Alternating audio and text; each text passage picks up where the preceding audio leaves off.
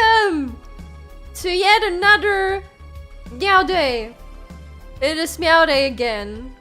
I have no concept of time. Please help me. But hey, hello. How has all of your weekends been, actually? Let me greet everyone. Oh no, the stupid... Oh wait, that's my message. It's fine. He's fine. The stupid pinned message was in front of my chat and I couldn't see anything. Also, now the text on the pinned message in my preview is black on white and not, you know, light gray on white. What's that about, YouTube? What's that about, actually? But hey, Vakiasha, Demoli, Duiro, Aken, Arselif, Movik, Candy Can, Ice, Monarch, Yamete, Ederi. What's that about milk and cereal, huh? You wanna start a controversy right at the start of the stream, huh? You wanna go? You wanna fight? 4. Candy Can, Asphyxia, Kitty Mine, Telepiel, Movik, Dawnkeeper. There we go, and R50. Okay, now I caught everyone. So many of you. Weekend blessed by the cover. Oh yeah, if you haven't seen it yet, I released a new cover of the song list of Madness yesterday at the usual time. And if you haven't seen it, you should go listen to it. But yeah, I was surprised because since I feel like less people know that song, I thought maybe it would be one of the weaker ones on the song list, but no! You guys love that song! You guys love that song for some reason. And that's really cool. I think the song is very pretty and it deserves the attention. Guyano song's very good. It was really good, it was lovely. Thank you so much! I'm glad you guys enjoy it. And the art is so pretty too! Kudos to Saku, aka Santo Ichineru, who has done a ton of art for the song list of Madness and has also done this image, and it's really pretty with all the flowers. I really love it. You were so pink in the art. Listen. Listen! Shadowman, hey, what's happening here? We are yapping profoundly. Asphyxia, thank you so much for your 5 gifted memberships. Oh my god, thank you. Thank you. Today is very much a just chatting stream in a sense, but we've talked about this before. I wanted to do a stream where I try to give you advice for your worries or things you might want to do, and maybe you want some advice from an alchemist who sometimes blows up shit. So here I am. And I pinned a message with a link to a Google form where you can just ask a question. I thought it's more, you know, it's a bit easier this way because you know how it is. You start reading something in chat and then you start yapping about it and 15 minutes have passed and then chat is gone. Chat is gone and you're like, anyway, where was I? And then I would just miss all your questions. So I just did a form instead and we can go through them. Yeah. Got them issues of plenty. Let's go! But again, take my advice with a grain of salt. It might be questionable because I'm just a silly alchemist and I mix drinks sometimes in a way where stuff blows up, and maybe that's exactly what you need and what you want, but I'm just saying, maybe not, and in that case I'm really sorry. Asphyxia, thank you for another gifted... Whoa, okay, calm down, Asphyxia. I can't even thank you for the first one and then you just shoot out the next one. What is happening? Also, oh my god, I dropped stuff again. Oh, where is it? No. I dropped stuff from my table and now I can't find it, god damn it. Asphyxia, thank you so much for all the gifted memberships. Thank you. We need more buns! Actually, speaking of, how far are we from, you know, just potentially speaking, how far are we away from a new emote? Let's see. Earn membership. Customizable perks.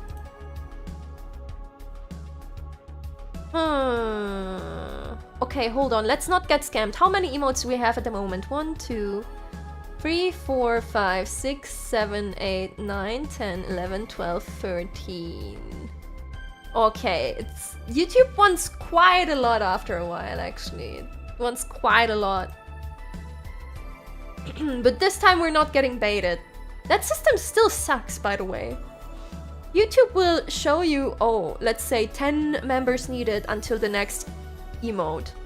And then it's like, on the left it says 13 emotes. So you have to count how many emotes you have, because the quote-unquote next emote that you get might be the 13th that you already have. And then after that it will reset the counter until the next emote.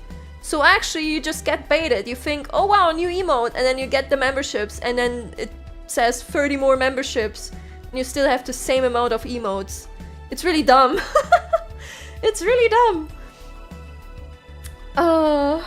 Cinnia of the Lake, what is thy wisdom?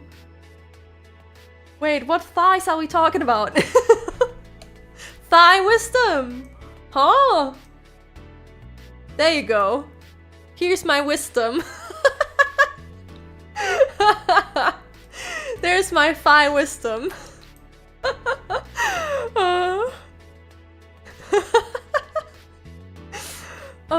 Already cursed. Let's not blame the YouTube indie company. They're trying. Ah, yes, sorry. Small indie company. Small indie company. Like all the small indie companies. We need to replace the buns that Sin keeps eating. True! You guys are delicious though. I will say that. I will say that. Okay. Let me actually grab the advice thingy on the side. Amazing wisdom. Thank you, thank you. Rare bottom half Sin shown on stream. Oh yeah, maybe, you know what? Maybe I should just... I just stand on the counter. There we go. I'm tiny now! I'm tiny now! I just stand over here and give you advice like this. I'd be like the tiny Sin on your shoulder, actually. So you can have the old OG Sin buddy on your left shoulder, and then I will be on the right shoulder. You can decide which one is the good and which one is the bad one. Or maybe both are just chaotic, you know, that's also possible. In which case, maybe you should listen to neither of us. Not what I intended with my question, but I will not complain. Well, there you go. IRL Sin size, hey. Hey. I'm not the tallest. But neither am I the smallest, okay? Calm down there. Just discovered your cover this morning, what a banger. Thank you so much, I'm glad you enjoy it. I'm glad you enjoy it. It seems it's getting recommended to quite a few people actually, because I had new people in the comments being like, well, I'm new here. So welcome. Submitted, yeah, submit to me your questions. So around 170 to 175 centimeters tall. That's above average though. Isn't that considered tall already? I'm below 170. But only slightly, okay? So it's not... I'm like average, okay? I'm like average. It's super average, actually. One of your German covers in the shorts got recommended for me. Nice! That also happens to a lot of people, yes. Speaking of shorts, I may or may not have been cooking this morning, so I said I would get back into doing, you know, multi-language cover shorts. I ain't lying! But first we have the Song List of Madness, so, you know, I don't wanna... You know, I don't wanna blow you up with all the covers. We already low-key do that. Instructions unclear, submitting money. Thank you for the super Backseating. Thank you, I appreciate it. I appreciate it. Okay, shall I get to your questions? Should we see what you need help with today? And maybe I can help you. Or maybe not, and we can just, you know, scream together in agony. Because sometimes all you need to solve your issues, well, not solve your issues, but make them better, is someone else to share them with and scream together. You only won a 53. Small. That is small. I don't like shorts. Can you cook pants instead? Boo! But sure, I can make them pants if you like that better. We will just call them pants instead of shorts. Whatever you like. Anyway. I'll just go from top to bottom. And go through them all. Oh well, as much as we can do today. I'll probably do 2.5 hours. But should be fine. Hey Mond! So the first one. You also have the freedom to sign your question, by the way. You can put your name at the end or not. Then I will just read the question. No, a lot of you are just throwing in the questions. So the first one is signed though. The first one, and I like the first question. That's a good question to start on. I'm a bit late. What topic are we talking? Oh, we're just getting into the literal first question, so you didn't really miss any topics yet. We're just about to start. I would say your timing is quite perfect, actually. The first one that has been submitted is by Backseating. Backseating has actually sniped the first question for today. And I like this one. It's what would you recommend for someone who wants to start learning about music production and mixing? Where to start? Now that's a question for me. Let's go. Well, first of all, I guess it depends on what you want to do exactly.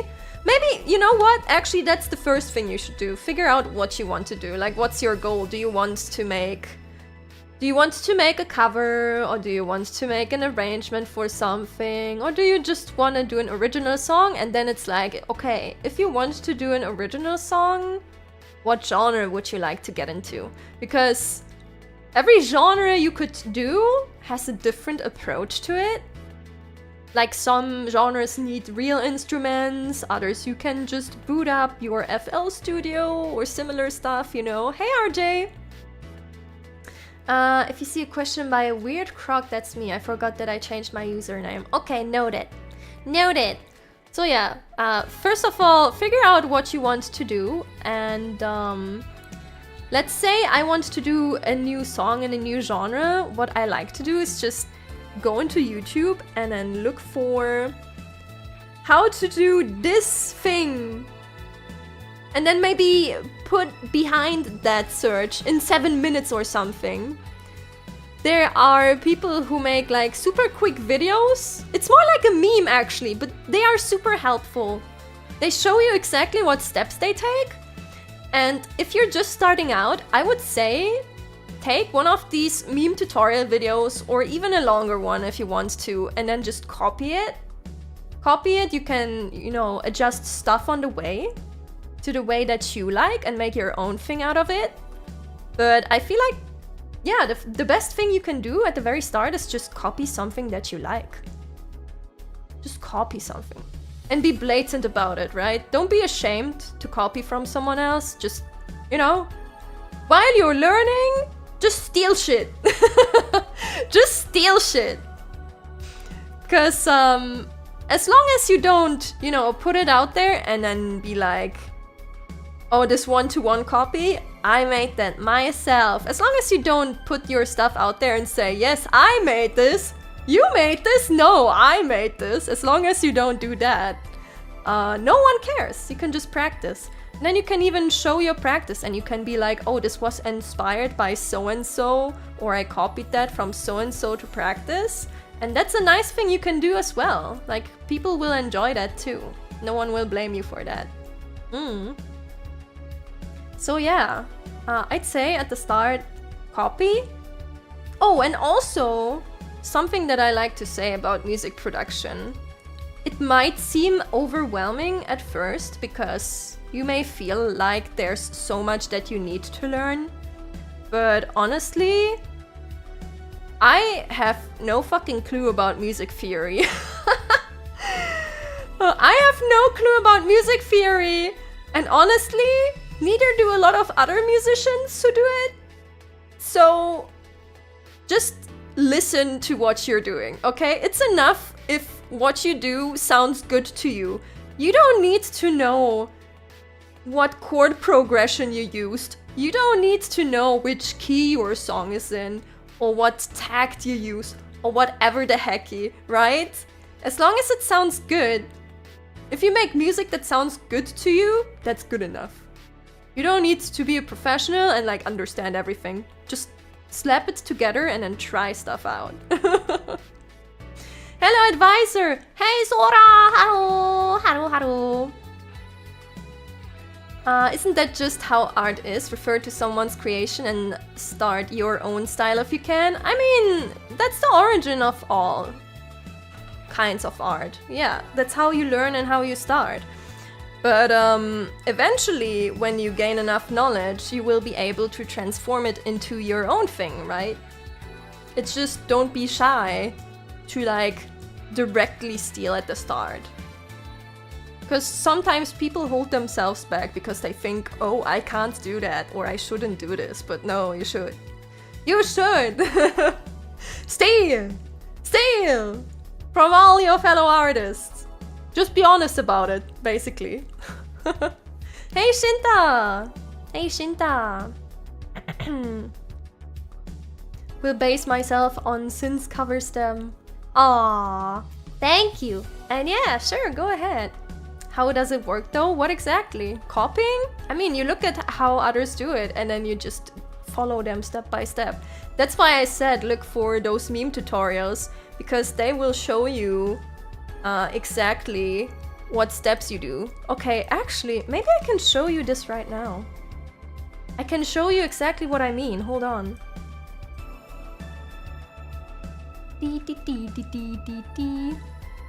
You immersed yourself in chat too much? Oh, don't worry. I still want to show it anyways, so it fits the topic. What was one that I used in the past? I think it was Kawaii Future Bass in 7 minutes? Yeah, there it is. Oh my god. Oh my god, I found it. I want to show you guys what I use when I try to make a song in a new genre and I don't know how to start. Okay, let me grab my browser.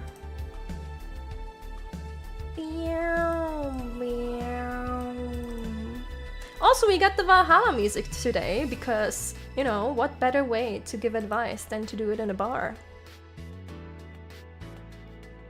Okay, let's turn that off. Also, when you start working on a cover or a song, it's absolutely valid to beforehand look at what others do and then be like, oh, I want to do something like this, and then orientate yourself on that. I do that all the time. Okay, hold on. Put it above. Put that above here and that above there.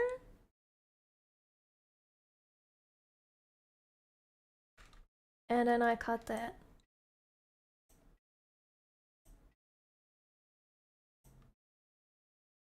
There we go. The video is quite a mess, so they say, but it's actually really good. Set the tempo to 140 BPM. This is the kind of video I mean. This is FL Studio, by the way. The software is FL Studio. It's also my go-to software.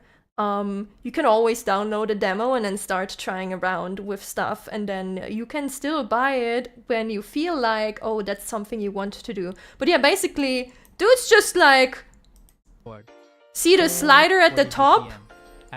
Put it to 140. And then he does the chords. And you don't need to know what chords are, but you can look at this, right? And you open the piano thingy, and then you just copy. you just copy these notes, right? And if you feel like you can try something yourself, you can actually move them around. You can move them up and down a bit and then make a different melody if you want to.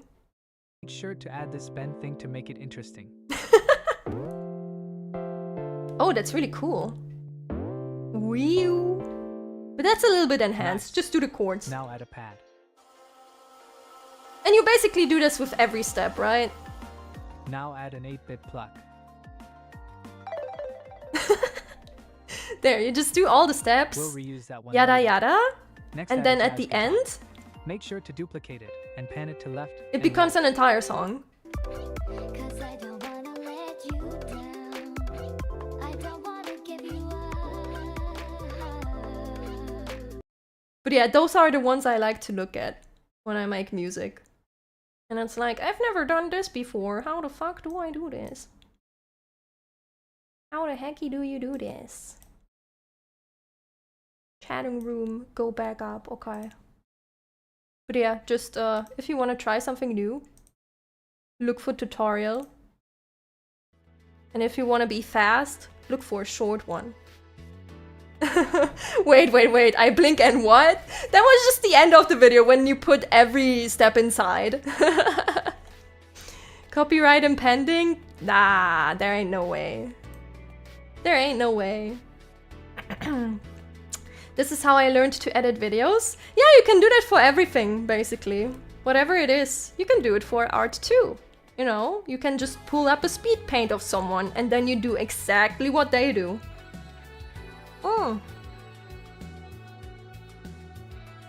I found one free online thing that makes pixel type music. I don't remember the name though. It sounds cool though. You could also use pixel synthesizers or change your settings so it sounds like it's pixelized in stuff like FL Studio though.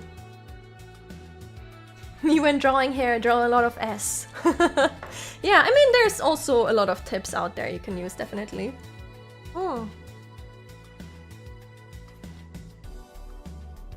L Studio, well, two L's make a W. No, it's FL Studio. It's FL. Fruity Loops. When you actually spell it out, but everyone says FL because Fruity Loops way too long.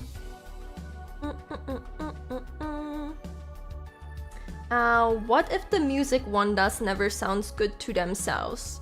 Again, look for something else that sounds good to you and then try to copy it. And you know, it's a process. You might be frustrated at first and you might need a few tries. But once you manage to do something that you like, you will be so blasted, you just want to keep going. You will be so blasted by yourself, you just want to keep going. I had that at the start when I first tried making music.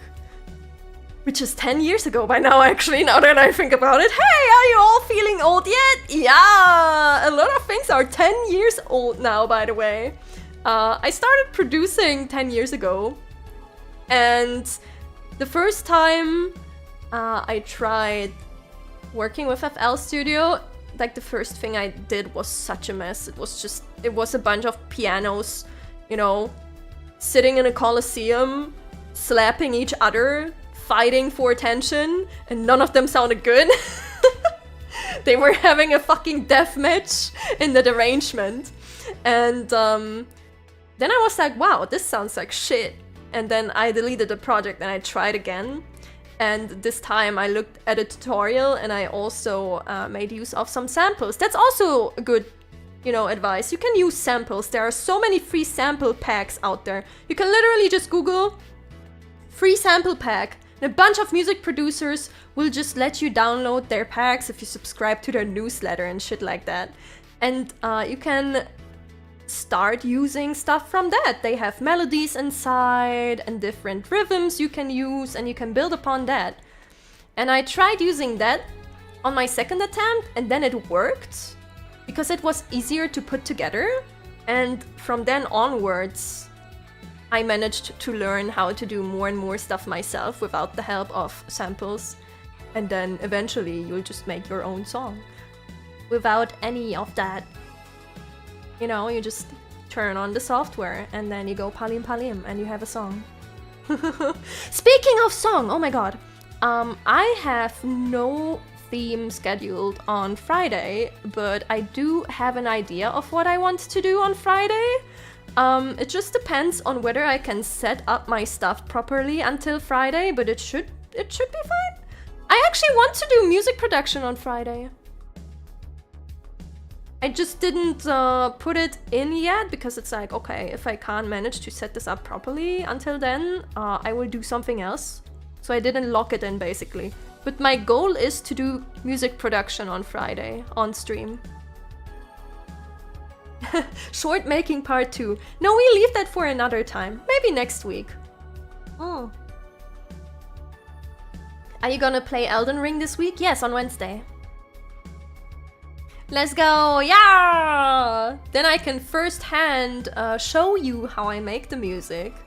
I actually have a song I'm already working on, so I'm considering if I just show you what I have for that song already on Friday and then continue on it.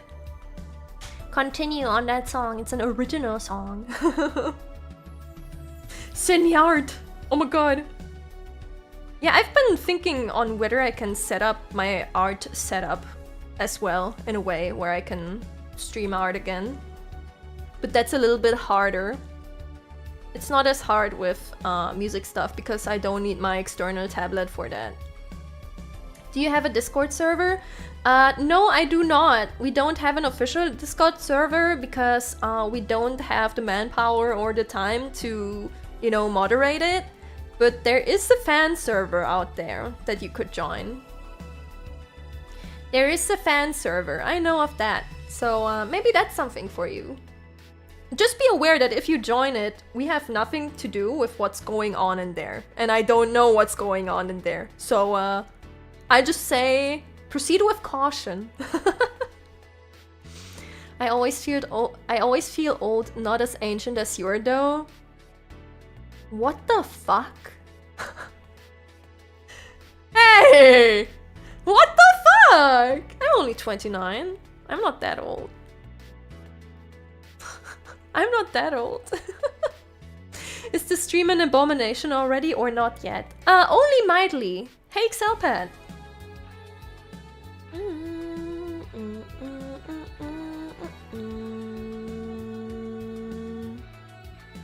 I always get on decent novice level on anything I do. The learning curve just drops after that. But isn't that like normal? Like you learn all the stuff you can until you're decent, and that's where it gets... I feel like that's where it gets the hardest. Because you already went over the... Well, the hardest hurdle is probably starting, but you went over that hurdle already. And after that, I think the midway point is like the hardest part of learning something. Because now you will feel like you're stagnating because you just work on perfecting like the little steps and then learning more and more on top of that to get like more professional at it. And it's such a slog. It can be such a slog. So sometimes you will feel down because it's like, well, I'm not making any fucking progress. But it just feels like this because you're already decent. You're already decent. You make a lot more progress when you start out and then, you know, you're excited and you go all in and you learn a lot of the basics. And they give you the basis for everything that comes after. And then afterwards you have everything and it's like, well, now you just gotta do it over and over and over and over again. 29 is still young. It is. It is. I can't feel my back anymore though. Is that normal at 29? Oh. Adding AI bots to impersonate. What? Where did the what? Where did that come into play? To impersonate people sounds too parasocial. Sounds scary, actually. Sounds scary, actually. But yeah, that was my first advice. Oh my god, you guys are sending in more. I should get going, huh? That was my first advice on how to get into music production and mixing. Mixing is the same as music production, by the way. You just need some vocals to work with.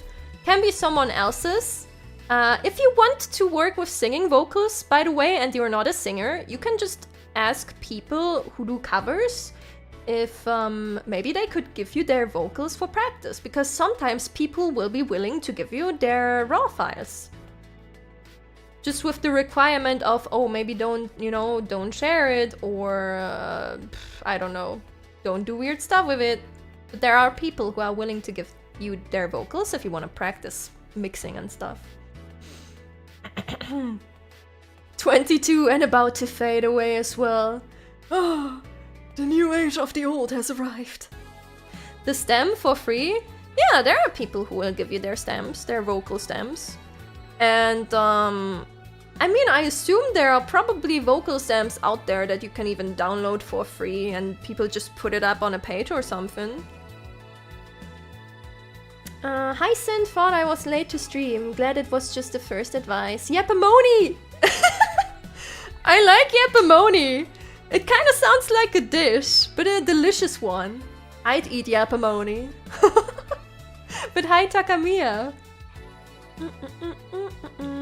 Can't find the fan Discord by basic searching. Is there a specific name for it? I believe it might be Backseating server. So I think Backseating can help you. Yeah. Reading the next one in line, and oh my god, guys. Why are you like this? I will read this, okay? I will read this, and then we will talk about it shortly. The sun was starting to burn my cheeks, and I could feel drops of sweat gathering on my eyebrows. The sun was the same as it had been the day I buried Maman, and like then, my forehead especially was hurting me, all the veins in it throbbing under the skin. It was this burning, which I couldn't stand anymore, that made me move forward. I knew that it was stupid, that I wouldn't get the sun off me by stepping forward. Who did this?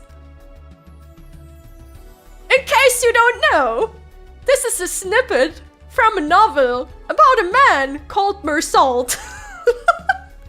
Who did this? Who of you did this? To the back benches with you! To the back benches of the church, you fool! But thank you for the Mersault snippet, I guess. I can't give you advice on that, though. I can just say, probably a good book, maybe you should read it. Yeah, there's no question mark. Maybe you should have just put a question mark at the end there. Advice is get some help. Advice is reading books is good for you. That was a good idea to send. I should have thought of that. No! Stop! You chaotic little kittens. God damn it. I can immediately follow up with the next question. The next question is boop. Boop.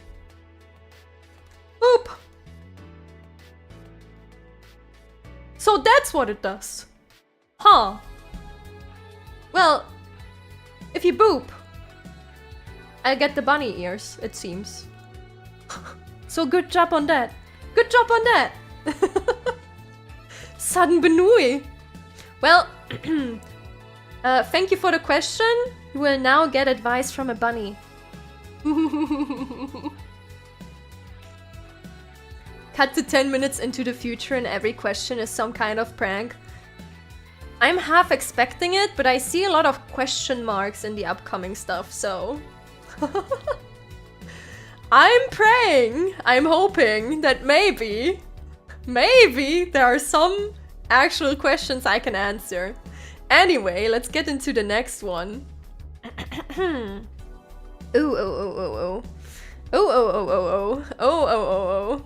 Recently, a friend of mine has fallen in love with me.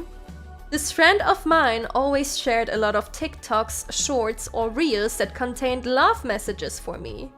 At first I thought he was just messing with me, so I always returned the affection in a joking manner. But then he actually confessed to me one day. I thought he's making a stupid joke again, but he was serious about it. Then I rejected him, but still kept the friendship going on. But the situation seems to be worse. He's become more clingy and still keeps showing me affection. This is the third man somehow fallen in love with me just because I'm a good companion. I have already kept some distance with the other two, but this one is a really good friend that I don't want to lose. What should I do? Yeah, that's a real question that needs advice. So first of all, I'm so sorry because I know that situation. It's funny actually, I had a friend who recently had exactly the same situation, and I know you probably don't want to hear this, but I need to say it. I feel like the best you can do right now is actually keep some distance between the two of you. I know it hurts, and it hurts especially if you're really good friends and you do a lot of stuff with them and you don't want to lose them, right? But if you already rejected him and told him that you don't want it and he still keeps going, I'm guaranteeing you 200% he will keep trying. You know, because every time you have like a moment together or a close moment, he will think, oh, maybe, you know, maybe I just need to try harder. Maybe I just need to try again, you know? And every time, you know, you accept like any gesture he makes towards you, you will just feel as though maybe he has a chance now, you know?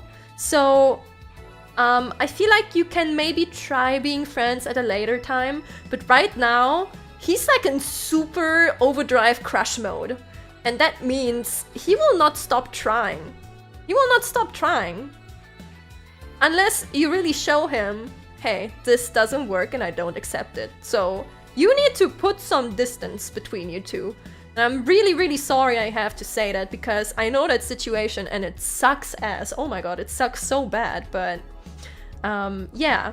What Ederi says there, basically. Distance is the solution to allow them to process. If they are mature enough, they will give up and stay friends after some time. Otherwise, it's gonna be a real bother. I agree with that. I agree with that.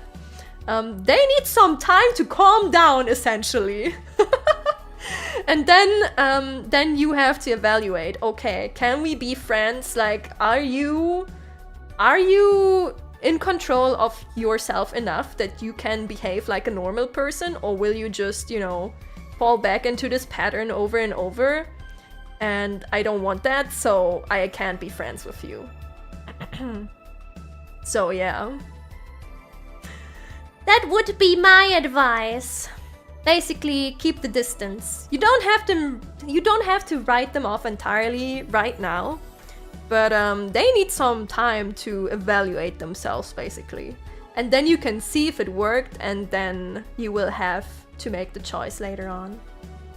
Cinnia, are you part of an agency or indie? I saw some link to another VTuber on your channel, so I was wondering. It's really awkward because it's kind of like neither. I would say I'm more indie. So essentially, Nious and I are indie, but we're together in a group that is called HighTideSha, which is managed by the Taiwanese artist club Tetrapodcha. And it's not a company. We do get assets from them and we do projects together, and we do have a manager we can talk to. But we're not signed, we're not under a contract, so we don't have like official obligations or anything. So in essence, we are indie with like a bonus. We're indie with a bonus. It's an indie studio, basically. Yeah, it's a group of artists. We're indie plus. There we go. We're indie plus. Sin is basically a mascot for the artist group. Kinda, yeah. And my VTuber group partner is Nious Heiramond, which is the person who is linked on my channel. We are the two VTubers for HighTideSha. Nious is Nious, true. So yeah, I'm indie plus.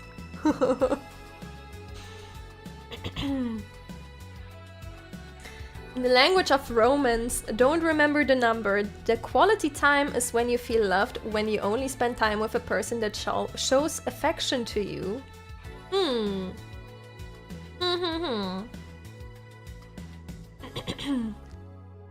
But yeah, coming back to the question, distance was the answer. I don't understand how people even get in those situations for real, frankly. Oh, I can see it. It's like, usually people will look for a partner. Like, it's a normal thing, right? And, well, when you're with a friend and you really like them, then it's easier to fall for them because, like, you already think you're compatible to, like, maybe take it even further. And then when you start thinking about it and the more you like the thought of that working out, the more, like, immersed you get into the, you know, into the thought of, oh, I could be with them if they want to. But sometimes people can't really, you know, they can't really evaluate themselves properly and they go into crush mode and then they're so fixated on the idea that it might work that they just keep chasing after it. Because usually people do wish for a partner. It's a normal thing. And well, they think friend good, friend me good, we good do have fun do be partner. Oh. I don't even have friends. This is bizarrely alien to me. I mean, that's a different situation. Are you going to read all of the requests? I'm trying to. Yes, I'm trying to.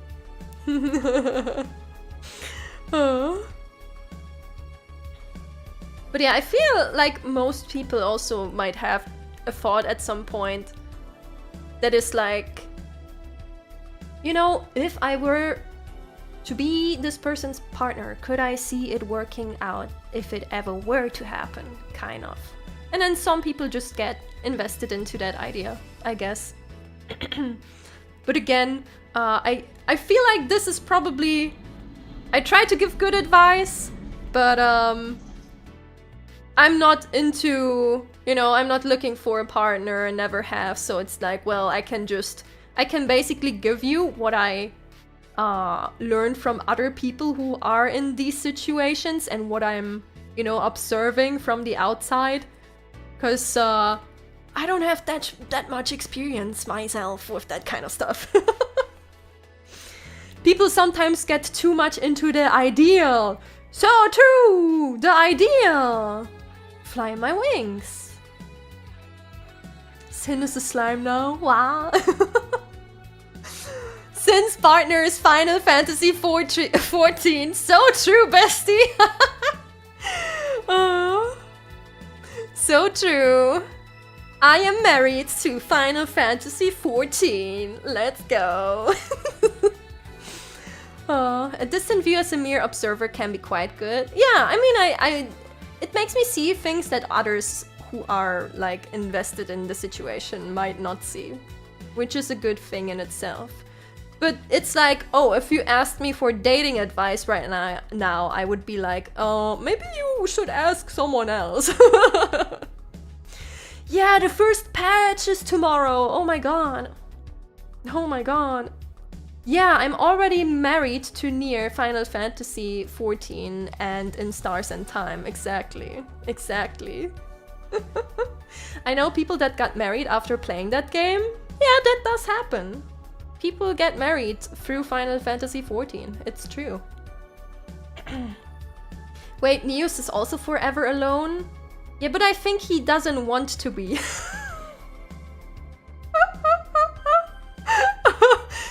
That was such a front. I'm so sorry. I didn't mean it. I didn't mean it in a bad way. It's just, you know, it's situational. I'm so sorry. It's fine. I'm sure he's not watching. Don't tell him, please. Don't tell him. I felt that I'm not Nious. Listen, Buns, listen. We're in the, you know, we're at the bar, which is essentially just the church of buns. And you know, at church, the things that happen at church, they stay in the church, okay? Can we agree on that? This has to be our little secret. Get it? Get it? Okay? Do we have an agreement? Good. Good. Anyway, this isn't a confessional booth? I mean, it can be. It can be. We have a banger question up next. Why is the sky blue and not green or pink? Because honestly, it can't be pink, okay? It can't be pink. We know what happens in this stream. You guys keep calling me pink, and that's honestly when chaos ensues. Pink is the color of chaos, okay? If the sky was pink, or if it ever turns pink, you know the apocalypse is starting. That's it. If it's pink, you fucking die. That's the apocalypse. That means you summon something bad. It can't be pink. Pink spells the end of everything. It's hell coming to earth, okay? We can't have that. So, you know, when the great powers of the universe thought of making the earth appear, they were like, nah, we can't take pink. Pink is evil. And green looks weird. Imagine a green sky, that looks fucking weird. And then nature was already like, okay, I take dibs on green, so that's not possible, take something else. And they're like, well, blue is pretty nice. So that's why the sky is blue. It can't be pink. Madoka is pink, but she's a lighter tone, and also she's God. And I guess she can destroy stuff if she wanted to.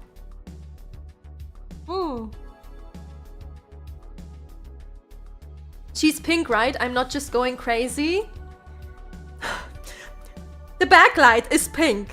It does not have the same color as my hair. You can clearly see that on stream right now. It's not the same color. Okay?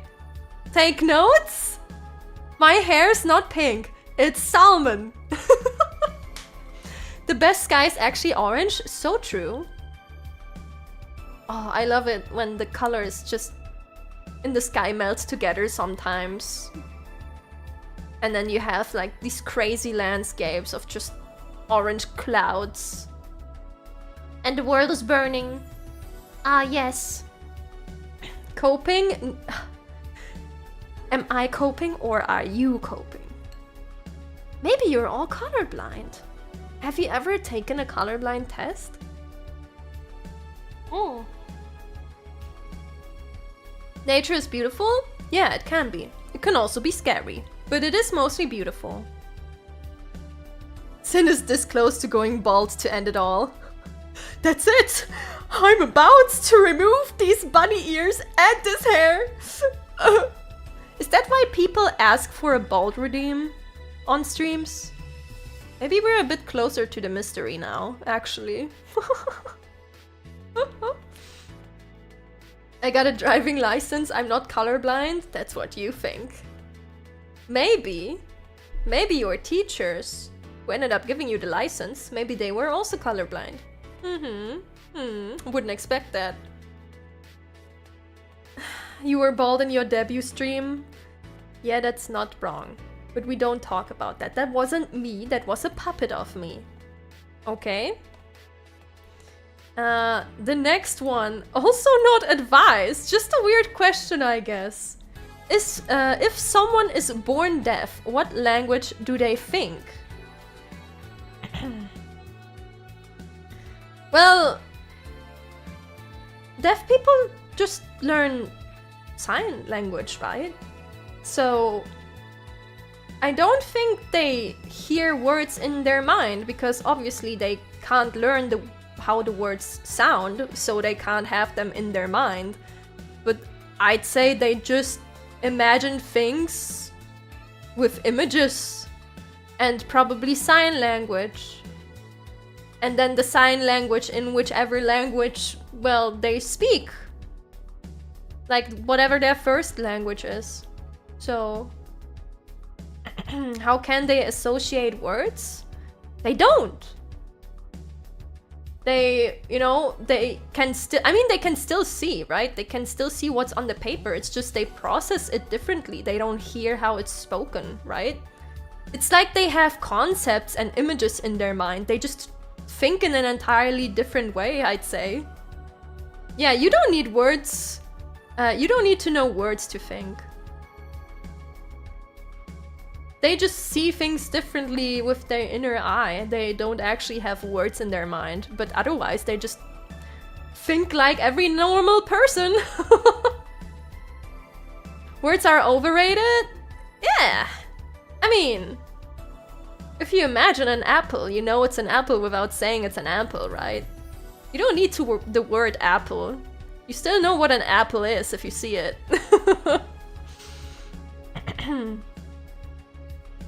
They think solely in GIFs and JPEGs. Exactly. Yep, that's how deaf people think. Oh.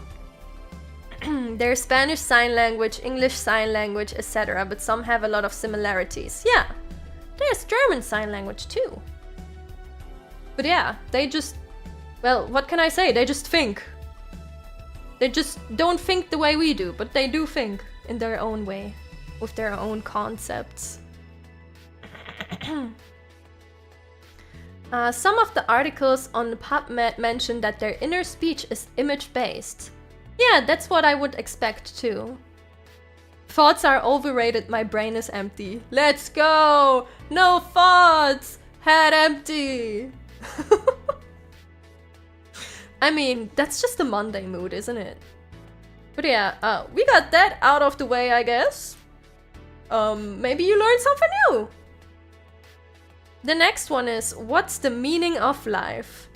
Damn, you really pulled out a big one there, didn't you? What's the meaning of life?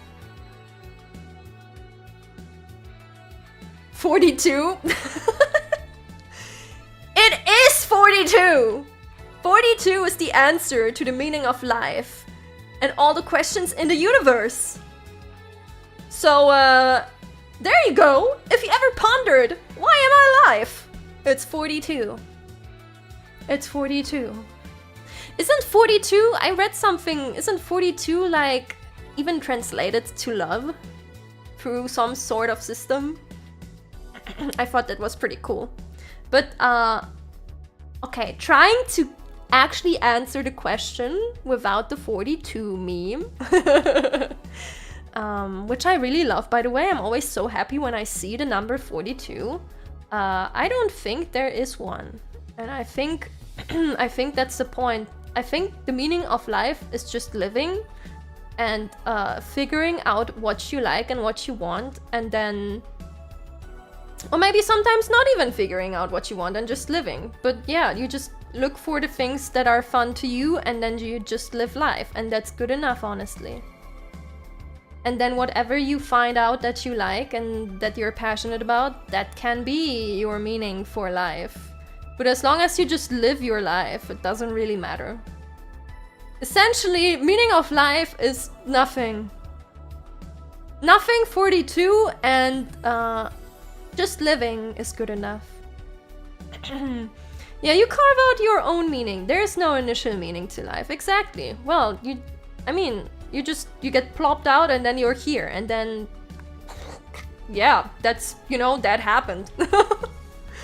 So, just look to yourself what you want to do with that. 42, funnily enough, does have some interesting properties, but the author chose it because he thought it was an unremarkable, boring number. True, yeah, I think I read that too. 42 is an amazing number, though. I feel it's like... It's just there. You know what? What I'm saying right now lines up with what was just said, so I agree with that.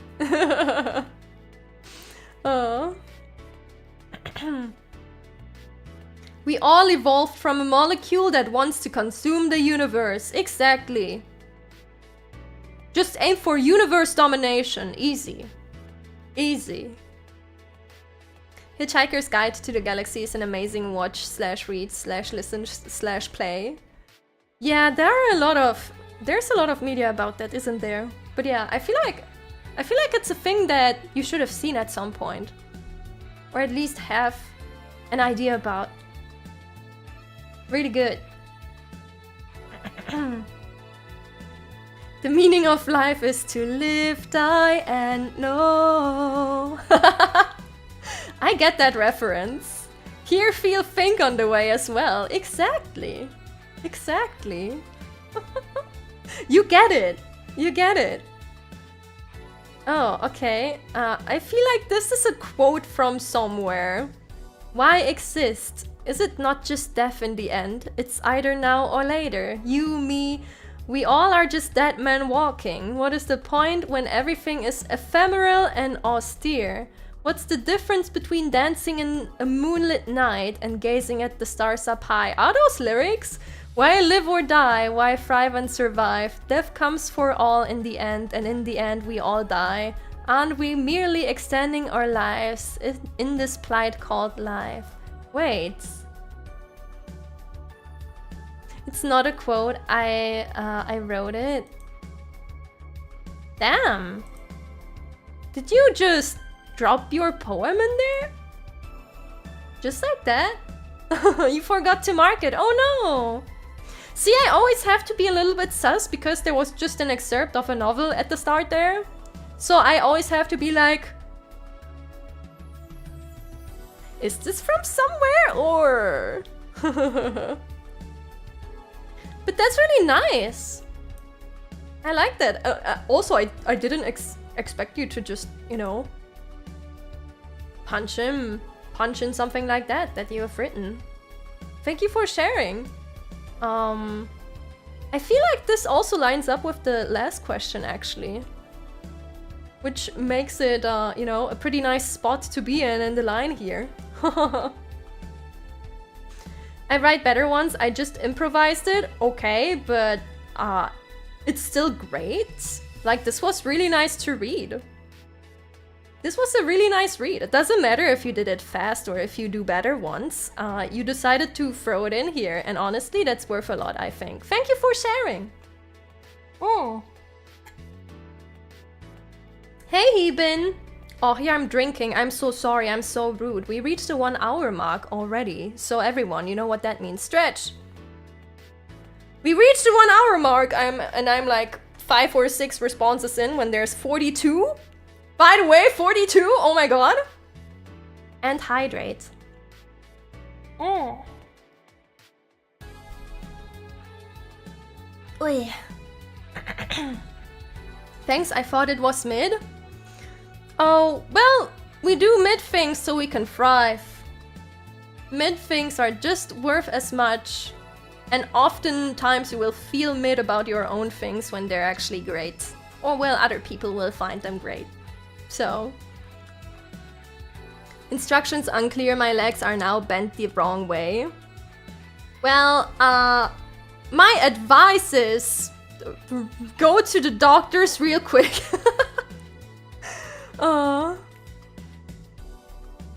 Mid is what moves this world forward. So true. So true. There can't be great things without mid things. Oh wow, we have a lot of general life questions, I guess. The next one is how to deal with uncertainty in life.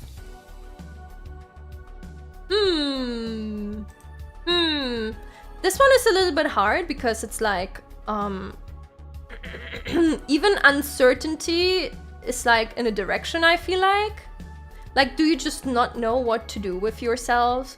Or do you have something, you know, something you're not finishing up because you're uncertain about what you're doing? Or are you uncertain about the future? Or do you just mean everything? Because everything is a lot to unpack. Anime girls know all the secrets of the universe. Exactly, that's why I'm here today. Again, take it with a grain of salt. Just saying.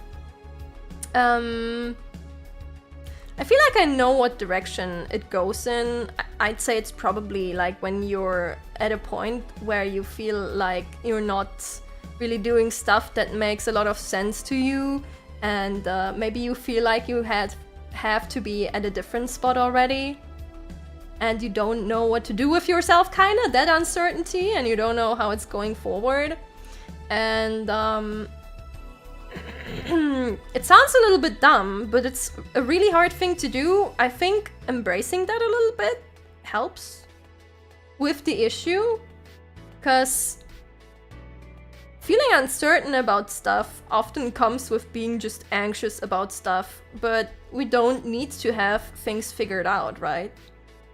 We always think, oh, maybe I should be farther now, or maybe I should know what I want, and it's like, it's absolutely okay to not have a fucking clue and just do what you do at the time and see where it leads you. Because honestly, do you know the saying, nothing ever goes as you have planned it? I just directly translated that from German, but I'm pretty sure you say that in English too. But yeah, basically, plans might often be useless anyway, because you plan something and then it turns out a different way anyway. Or you plan something and you go for it and then you realize, I fucking hate it.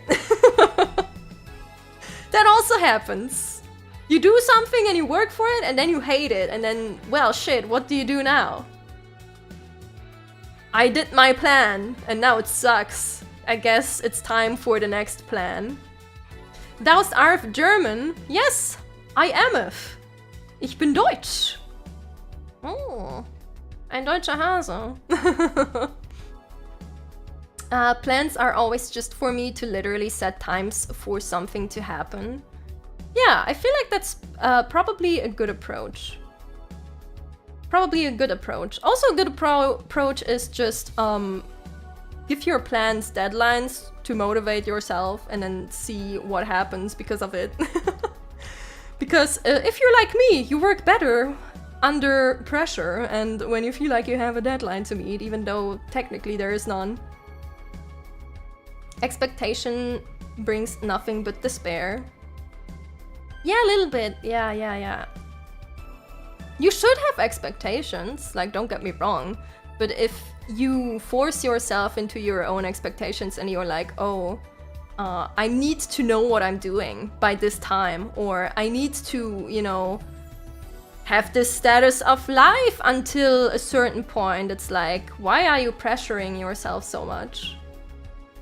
There's no reason, and no one's pressuring you but yourself. Or well, you know, maybe you have parents that pressure you too, but at the end of the day, it's your life, and what are they gonna do? Give you a scorny face?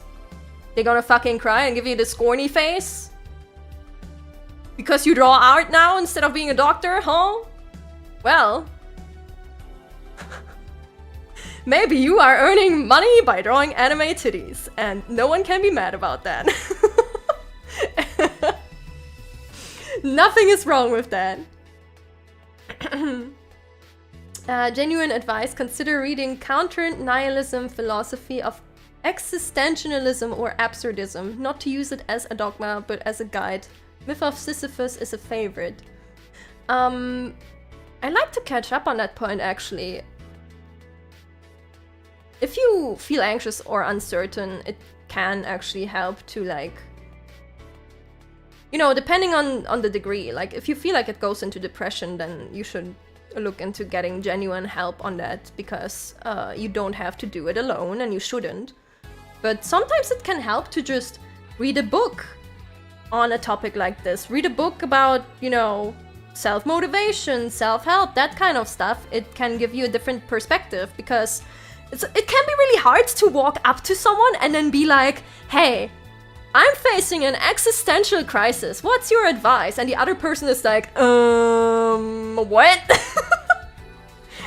So it's like, okay, where do you get your advice? Well, just, you know, try looking to the people who make it their work to share advice. They might have genuinely good stuff for you. Always question their takes though. You don't have to take everything for granted that they say or write just because, you know, they are known or something. There are known people who spill a lot of bullshit too, so always take it with a grain of salt. But genuinely, if you look for it, I feel like it can help a lot to change your perspective on things. Rip, I guess I need therapy. I mean, if you genuinely like have the assumption that you suffer from depression, then yes, you should probably look for therapy, because I don't recommend trying to get out of that stuff yourself. It's very unlikely to work. It's very, very hard and unlikely to work. And I'll also say, don't play down on your own issues. Like, if you feel like you're so anxious or, you know, sad in a way that affects you in your daily life, that's already a reason to look for therapy.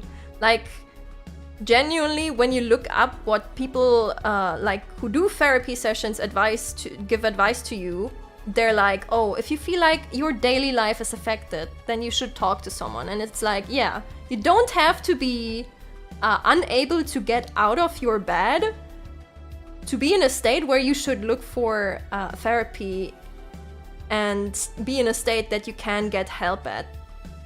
If you feel like you're affected on a daily basis, you can already look for help, and that's valid. And you don't have to be fucking miserable and unable to stand up before you look for help.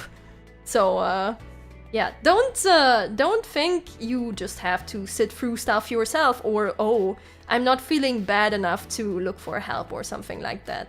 If you feel like you're affected on a daily basis, then do consider resources at your disposal.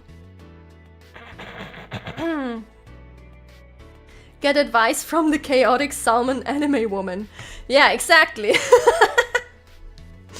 I'm not a therapist. I'm not a therapist. I feel like I would have studied something in the direction of psychology if I wasn't an artist. Sadly, I am an artist. Well, I say sadly. I love being an artist, but you know, I did not become a mental health professional. Instead, I went to do art. But it would have been a second choice I would have gone for if I wasn't, you know, someone who is very artistic. Oh.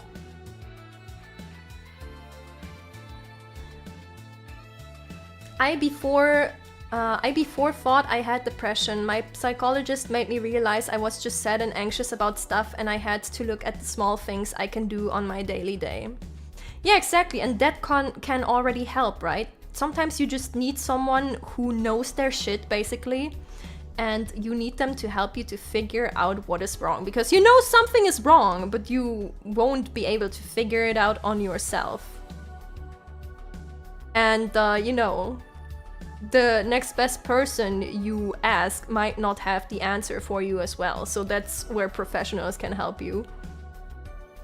Because sometimes it's something that's not as worse as, like, not as bad as you thought it would be, and sometimes it's something that's worse than you coped yourself to be, you know? Sometimes you did indeed need help, and sometimes it's like, oh, I just needed someone to help me figure out my stuff.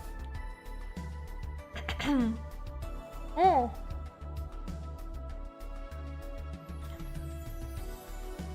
The downfall of Christian morality and the wave of nihilism caused serious issues in people due to lack of purpose in life, sadly. It's hard, but there is no point in giving up, lads.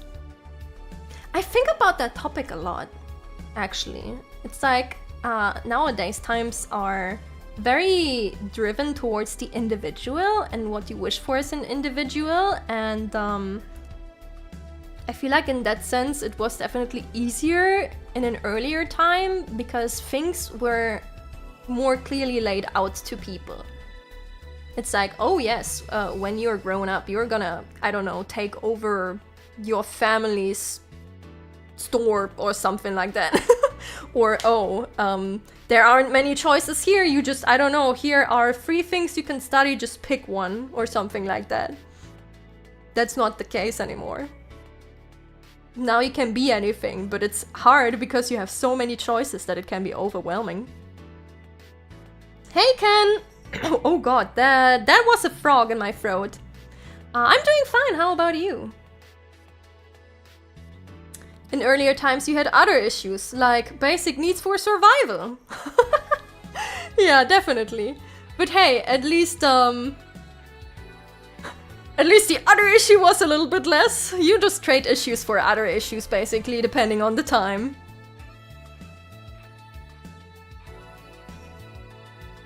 Are you secretly French? No way. No way. I never ever want to go to France ever again.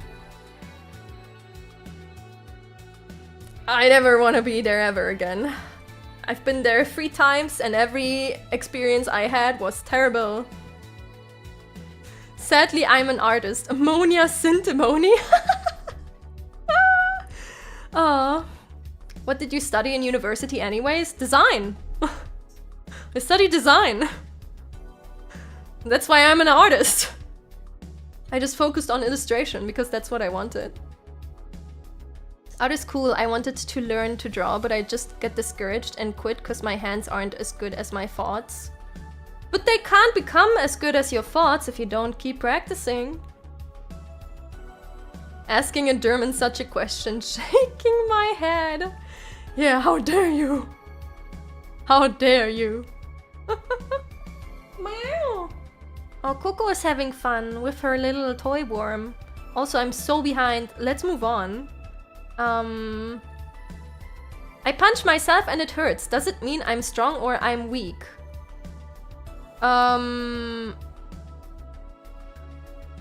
It could mean both.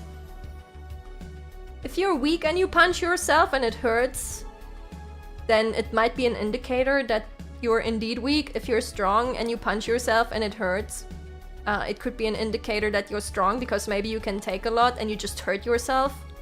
What I can guarantee you though is you're definitely alive if it hurts. So there you go. Next one. What do you imagine yourself in other parallel worlds? Like a lot of things are possible. Maybe in another universe, Cin's hair is salmon instead of pink. You really had to put that in there, didn't you? You just had to. You just couldn't leave it at the start. You just had to put that in, didn't you? Every time. Every time. I swear to God. Are my messages getting filtered? Sometimes YouTube will automatically filter messages even though they don't have anything bad inside. It's just because YouTube thinks there's potentially something bad inside. And then it won't show up. So if one of your messages doesn't show up and you don't see it on stream, like in the box here, then just try to rephrase it, I guess. Because YouTube weird sometimes. Or maybe you had a word inside that I have banned on a channel, but I would be surprised because I only have like bad insults banned on the channel. So messages that include those also won't show up. Like extinction, no. Because you also do fire extinction, so... Oh. Don't test it, guys! That's not an invitation to test it, by the way. But just saying, these are 2 of the possible reasons. Like pink. You know what? Maybe I should filter the word pink in chat. Maybe I should do this. I wonder how empty chat would be if I filtered the message pink.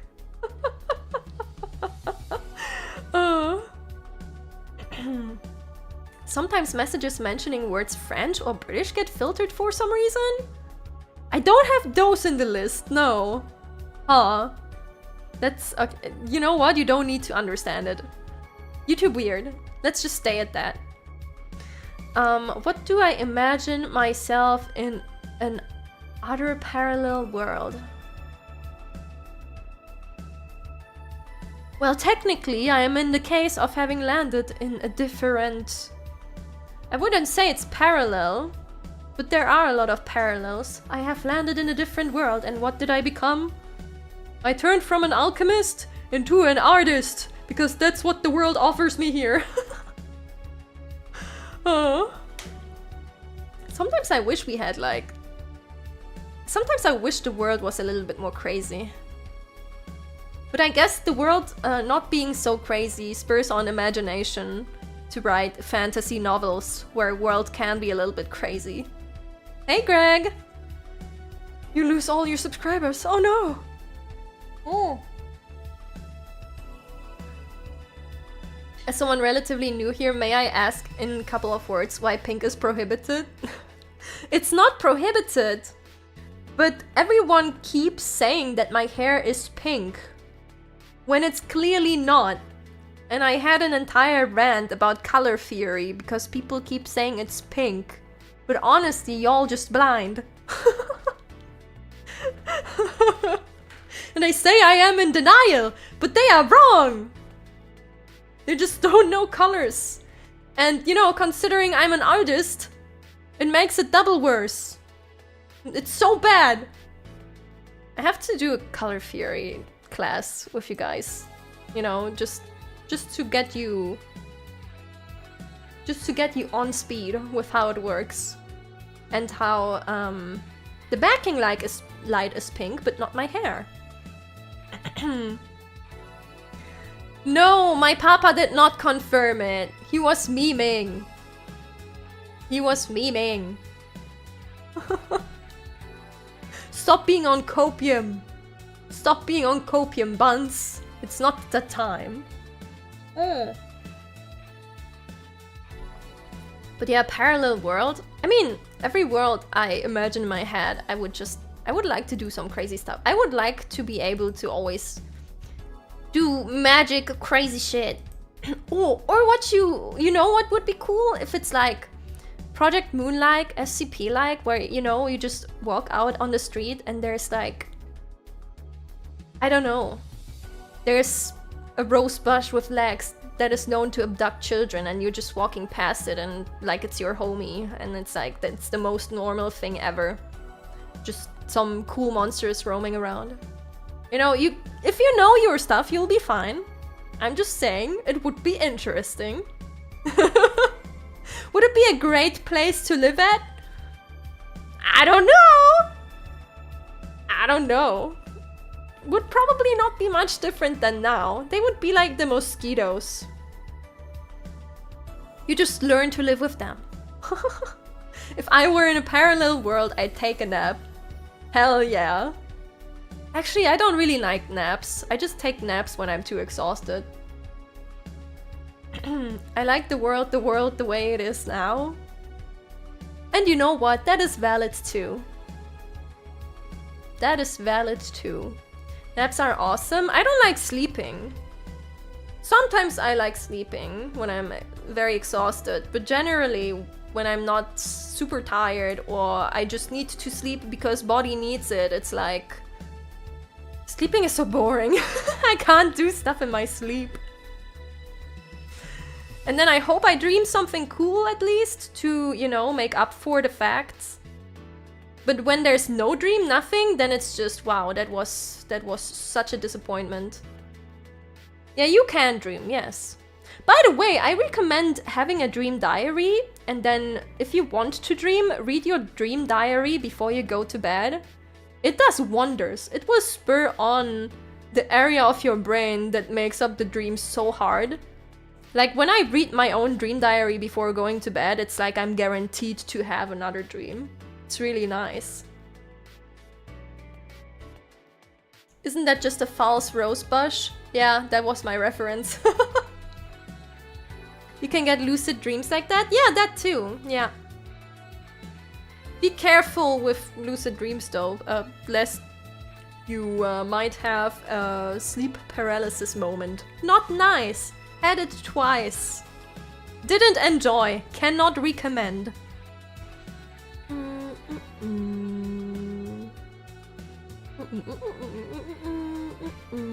Home Safety Hotline was such an awesome game. I want to play that in spooky season. It's such a cool game. I watched someone else play it for a bit. Basically, you work at a hotline where people call you with issues at their homes. And you need to figure out which SCP-style monster is haunting them and what they need to do to get rid of them. And if you mess up, that you will get an angry call. You will get an angry call back. So you're just a hotline for solving SCP issues at home. I didn't watch it at Manly Badass Hero, no. I watched another streamer play it for a bit. Sounds interesting? It's super interesting, yeah. Definitely need to do that for spooky season. I had the same zombie apocalypse dream like 5 times already. I already have in my mind everything that happens in it is scary, like watching the same movie. I had that a lot as a child. They were actual night terrors, and it's just, I would wake up, I would fall asleep, I would have the same nightmare. I would wake up, wait a little bit, fall asleep, it would be the same nightmare picking up from the same spot. I'm like, what the fuck? What the fuck is this scam? It's like you buy 5 Happy Meals and it's the same toy inside every time. It's super scary, yeah. Luckily I don't have it anymore. Mostly because I learned how to do lucid dreaming. When that happened, basically my body just developed lucid dreaming because it was so sick and tired of getting exhausted by nightmares, I feel like. So nowadays, when I'm about to have a nightmare, my brain will immediately register that it's about to become a nightmare, and then either I will basically tell myself in my dream that this is a nightmare and it will completely shift the scene, or my body will just straight up wake me up. So yeah, I only rarely can have nightmares. I will occasionally have one, but it's like once in like half a year. Otherwise, my brain will just stop me. But it's really cool. I like that skill. How many advice we had already? Not enough. So let's go. I keep raging while playing this game called War Thunder, but I want to play it more and more. Why? Ah, there we go. It's marked with the other name from before. Well, this. It's called the League of Legends syndrome. It's a widespread syndrome that happens to a lot of people. You will be angry, you will insult others, and you will be insulted. You are on your 5th game that is a loss. And you thought, just one more game, right? Just one more game, I'm gonna win this time. It was your 6th loss. And you stop. And you're angry. And you hate the game. But then something pulls you back in. You're like, no, I can't stop on this loss. I need to go back in. I'm sure the next one is the one. I can do it. I will take the insults and the rage and I will do it. And you go in again. And it's just it's the League love-hate relationship syndrome. And it's very common and you can't really do anything against it except for uninstall the game.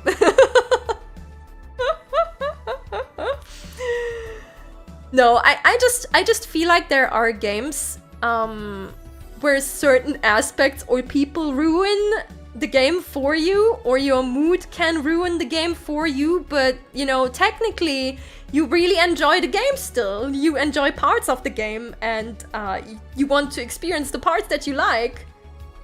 But then you play it and you remember why you fucking hate it. You remember why you're hating it. Then you're like, I should uninstall the game. But you don't really want to uninstall the game because secretly you kind of like the game itself. It's just everything around it that makes you angry. So if it really gets you raging bad, then honestly my advice is just consider uninstalling the game, genuinely. Or, you know what? Pull out a stress ball. Buy a stress ball and then just, whenever you're angry, just squish it really hard. Maybe that helps you. Maybe that helps you. And while you squish it, it's a way to remind yourself that you're raging, so you can calm down. If that doesn't help, just fucking uninstall, honestly. Just uninstall. Oh well, live with the pain, I guess. Yeah, there are so many games out there, so many other games that will be fun too. Like if it genuinely makes you rage bad, like in a bad way, then yes, you should probably drop the game or find a way to cope with your rage while you play. And if you can't do it, get rid of the game. Just, it's not worth it, man. It's not worth it. What's that about squishing one of the buns? We're talking about the League of Legends syndrome. Oh. I like playing League with friends, otherwise it's boring for me. I barely ever get mad. I just get sad because people are so toxic. I don't like games that like bring in a hostile environment. It's also why I stopped playing Overwatch at some point. Because I had the worst day ever in the history of all the games I ever played, where I was just insulted by idiots for like 5 games in a row. I don't know what was wrong on that day, but like it didn't matter what match my friend and I landed in. We got insulted. We got insulted 5 games in a row, and I was like, you know what? I feel like I think I don't want to play anymore. And then I uninstalled the game. And it's like, I mean, I enjoyed parts of the game, but man, if it just, you know, if you get to a point where the community is so dissatisfied that you just get insulted constantly, it's like, okay, maybe I just look for something else. Hate LOL, never played it though, and that's valid. Oh.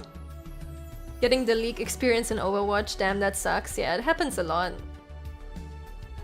It's competitive games, right? And it's also, I think it also depends on how the community is feeling about the game itself, because the community is not feeling good about Overwatch. That much I can tell you. Yeah.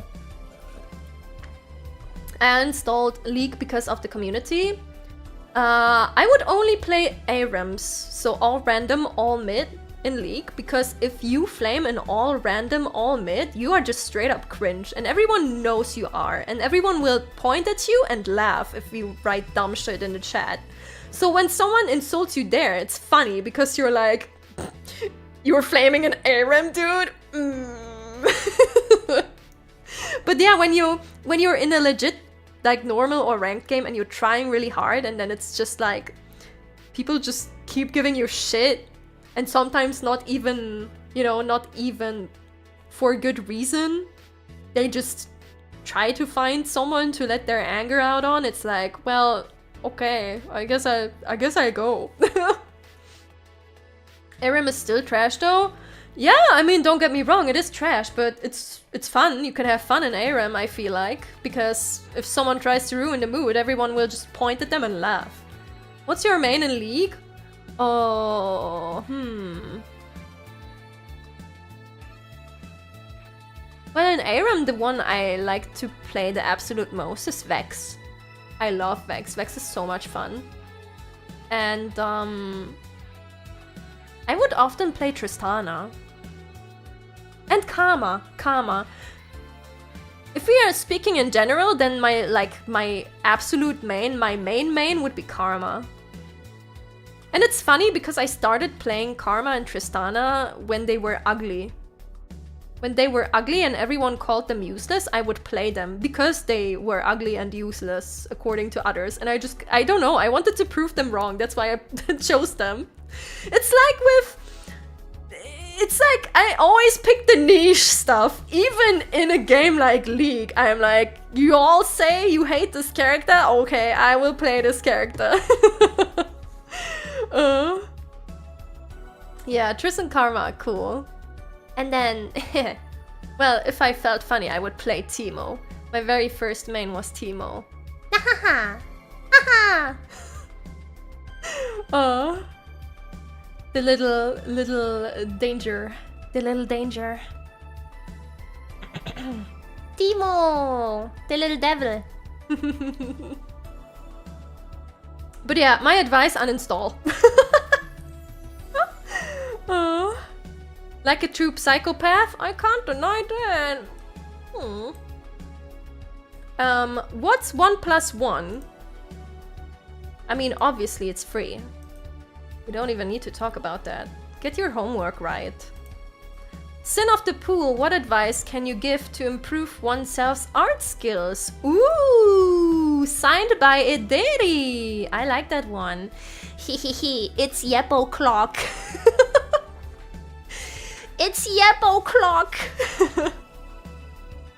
Oh yeah, true. 1 + 1 can also be 11. That's true, that's true, that's true. Depends on whether the plus is slightly slanted or not. That's how it works. Also, Coco is here. Hello, Coco. It's time for a yappening. How can I improve my art?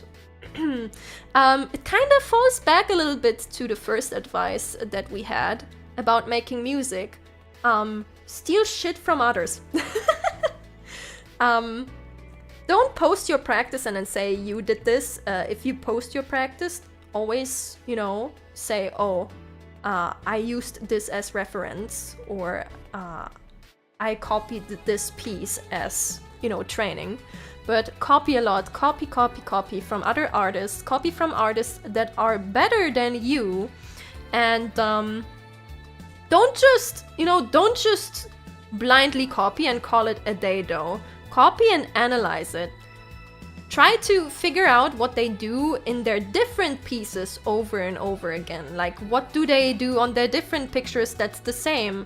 How do they do their anatomy? Do they maybe have some stylized parts? Do you like those stylized parts? Do you want to try them out as well? And then you can go from there. Copy parts that you like of multiple artists too, actually. If someone does, I don't know, if someone does really nice eyes and you like these eyes, analyze the eyes, try to draw it the same, and then think about, okay, how do they work on this? Like, what's the shape? How do they do the iris? How do they color it? What's the size if you compare it to the head and stuff like that? So, like, really, don't just copy, but copy and observe. And I talked about this method before, but one that I found recently was the... And I'm gone, because I forgot what it's called. What was it called? Oh my god! Hold on! We talked about this before! Learn art. The blind technique! Thank you so much. That's the one. I can always rely on you guys. Thank you so much. Blaine's broken. Sorry. I highly recommend the blind technique. So you literally save a piece from another artist and you pick one thing that you like about it. Can be the face, for example. You really like how they draw faces, so you say, okay, I want to practice drawing faces. I'm gonna try to copy this. You try to copy it at first, like with the reference next to it. Then you actually put it on top of each other and see what is different to yours. Then you just put both aside and you do it blindly. You try to copy what you just saw, do it the same as before without the reference. Then you do the same thing again. Now you correct the next attempt, and when you see what the artist did differently and you understand how they do it, like, I don't know, maybe the head is tilted so one eye is higher up than the other, then you know, okay, if I now draw the face again, I need to put the eye up higher when I do it on my own. So then now you do it again and try to do it with all the changes that you noticed. And if you now always think about what you did differently there when you draw art again, you will remember the stuff that you learned. You will be like, oh, that one time I copied the face, I tried drawing the face. I remember if I slanted a bit, the eye will be higher, so I should do that now. And immediately you will do a thing better. Also, oh no, your internet cut out when you heard your name. That is so unfortunate. I'm so sorry. I can tier the art to you as copy from artists that you like and try the blind technique and take singular stuff that you want to practice. Don't always try to do too much, okay? If you're not good at making dynamic poses, then maybe you shouldn't immediately try to make a painting that is like super dynamic and has a crazy background and everything. No, maybe you can start with, I don't know, maybe the character's hand can reach towards the screen and you can try doing, you know, you can try doing that and learning that by a little bit and not take everything in at once. Also, ignore people who tell you that you need to only practice fundamentals. If you just sit down and all you do all day is learn perspective with like cubes because you think you will learn faster and you don't enjoy drawing the cubes, you will not get better because you hate the time you're having. You just hate the entire process. And then at the end of the day, you're like, wow, I drew 200 cubes. Am I better at art now? It's like, no. You should draw stuff that you like. And every time you draw something, try one thing that is new, or try to be better at one thing. Try to practice once at a time. And you also don't have to invest crazy time, you know? You could do the blind technique for like, I don't know. You could sit down for 15 minutes a day. Just keep it short, do something that takes 5 minutes to copy. And that's it. Just, you know, try to do it somewhat regularly. Yeah, and don't be afraid to fail. Sometimes your art will look like shit. And sometimes you will have bad days. Where even when you do everything right, you're like, wow, this is trash. And you know what? That's okay. Finish your drawing anyway. Because it's practice for when you have bad days. And then on the next day, you can go again. Does tracing from a CSP pose ethical? What do you mean exactly? When you use like 3D models or stuff like that? Lack of confidence kills more than lack of ability. Exactly, yes. Very, very excruciatingly so, actually. When day is bad, remember happy day. Yeah! Always remember happy day.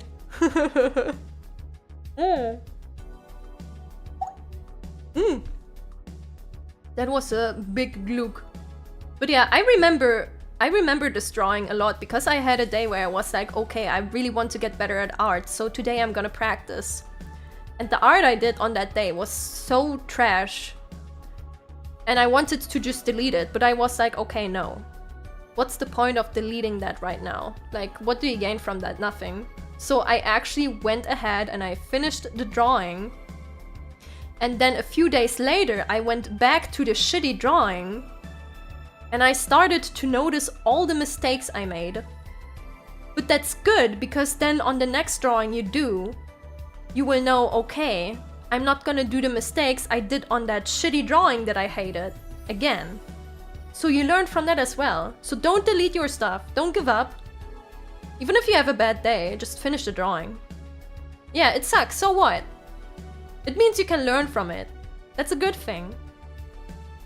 The advice works for everything. Don't be afraid of trying. It's not bad to fail at something. It's worse if you drop it completely. Exactly. Can't get better if you're not shit first. Yippee!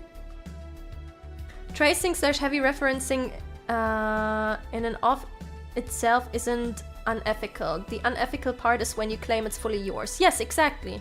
There's nothing bad about using things for practice and copying stuff to learn. It's when you post it and you're like, I made this, where it's bad, because no, obviously you took it from someone else. Just because you slap your name on it, it's not suddenly yours, or because you changed the character's face a little bit. Like, basically don't put out stuff that you say is your original work when you traced it. But if you do practice and you put it out and you say, I practiced with this artist's work, that's fine. No one's gonna blame you for that. It's fine. And if someone does, give me their @ I'm gonna call my friend Timmy. And we bring the baseball bats. Some weirdos might blame you, yeah, but that's all they are, fucking weirdos. They don't understand the process behind learning art. And then you go on their profile and like their profile picture is probably AI art or something, and then you know where they at. Huh. Yeah, it's also important to actually finish pieces, even if you don't like it. I used to draw a lot, but I got fed up with my lack of talent and drew an indecent picture out of spite. Unfortunately, it was the best drawing I've made, and that made me so sad I quit drawing. Okay, first of all, I can understand the thing you made out of spite being the best work you put out. It's not as uncommon as you think. It happens a lot. Because that's the moment you stop caring and you just, you know, you just go for it. Like, oftentimes we restrict ourselves. So at that moment you were just like, oh, I'm gonna do it out of spite. So you didn't have anything holding you back. You just did it because you were angry and you wanted to. So yeah, it's likely that that might even turn out to be your best drawing.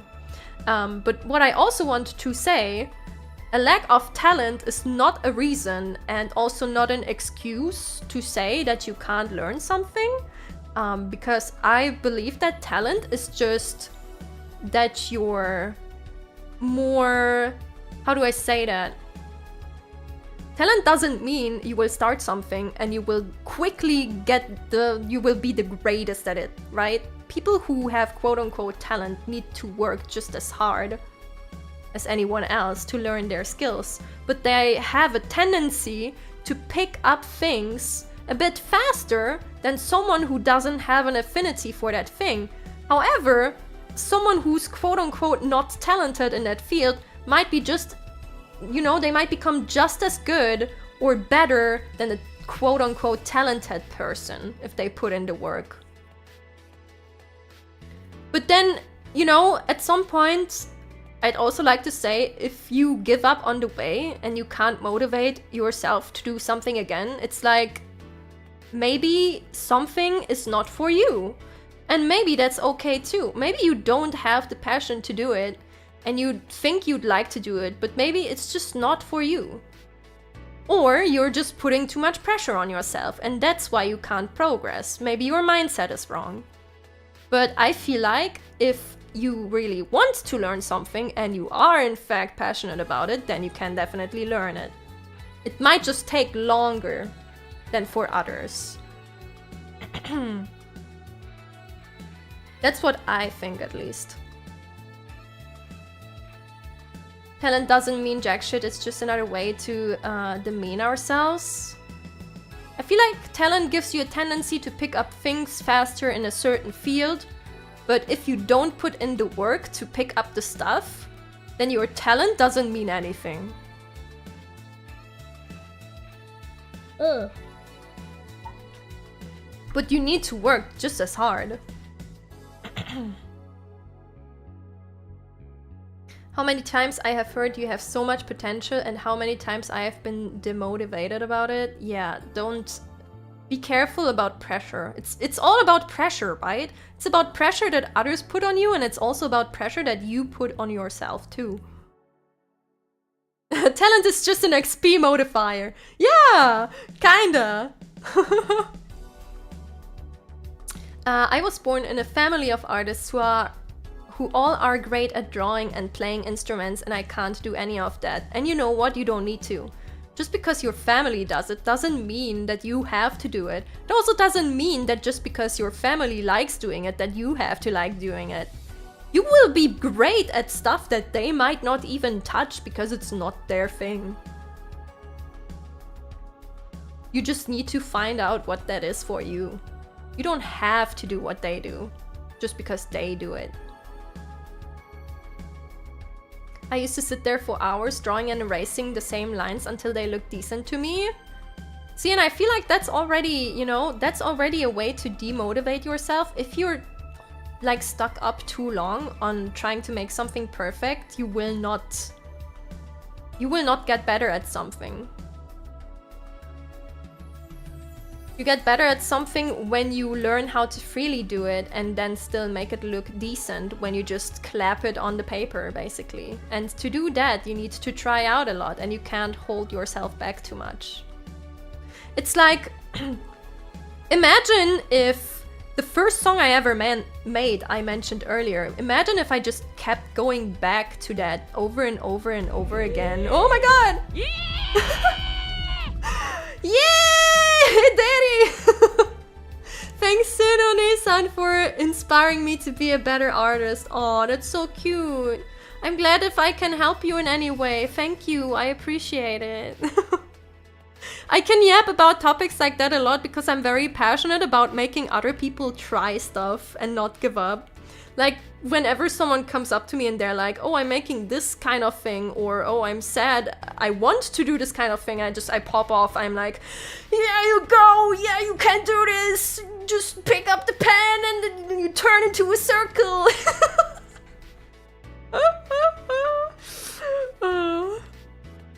I just like when people make stuff, basically. Fine, I'll try drawing again. Maybe I learn how to not be a dunce at it if I try again. Listen, the most important thing is have fun. Don't pressure yourself to be perfect. Look at stuff that you enjoy. Do you want to draw monsters? Do you want to draw anime girls? Maybe you like drawing animals. Just, you know, get some reference and then, I don't know, just go for it. Don't hold yourself back, don't try to make a perfect line, just put it on there, and if maybe you like it, maybe you don't, and then you move on to the next one, and you'll get better with every single drawing. And if you feel like you're not progressing, put down the paper, finish what you were doing, come back the next day, look at it, and you will see issues that you didn't see before. It's like tunnel vision, right? If you spend hours on the same thing, you won't be able to tell what's wrong with it. You need to leave and then come back to it. Or you will go crazy. I tried to draw some Cinnoise, yeah! Draw them and then show them to me. Hell yeah. Beep-a-da-ba-dee-boo. If I had your intelligence, I would be a millionaire. Heard that one too many times. That's such a shitty line, dude. Like, who tells that to you and then believes that? And also, who thinks that that's all you need to have to be successful? Like, what's that? What kind of take is that? Yeah, don't let yourself get pressured by others. Pressured by others, even. English hard. Thanks, Cinnia. You're welcome! I'm trying. I never thought of it like that. I always thought if I kept doing it, I'll eventually improve. You need to be mindful of how you're doing it. Just doing it for the sake of doing it won't do much. You need to analyze what you're doing. Anime girls are dope as heck. YouTube, please stop deleting my messages. Oh. I like to draw silly things. The imperfections from my skill make it funnier. That can also be a great thing. There are artists out there, they make the silliest, funniest doodles. Like, could they do a crazy painting if you ask them? No. A lot of them can't. But they can make silly little drawings that are funny and they can make your day better and it's good enough. Ooh, there's a little fly. Oh god. Anyway, that was my yapping session about art. So I got hit by a truck and woke up in an alleyway. It's 3:33 AM and there's this weird gas masked person with red glowing eyes who's rapidly approaching me with a glowing red scythe. What should I do next?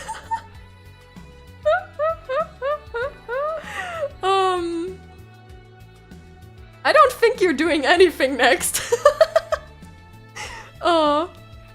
Actually, you know what? Just raise your arm toward them, and as you lay there, and just wait until they approach and do nothing. They will be so... And have a stern look on your face, important. They will be so confused that you're just holding your arm up like that. You're like, stop.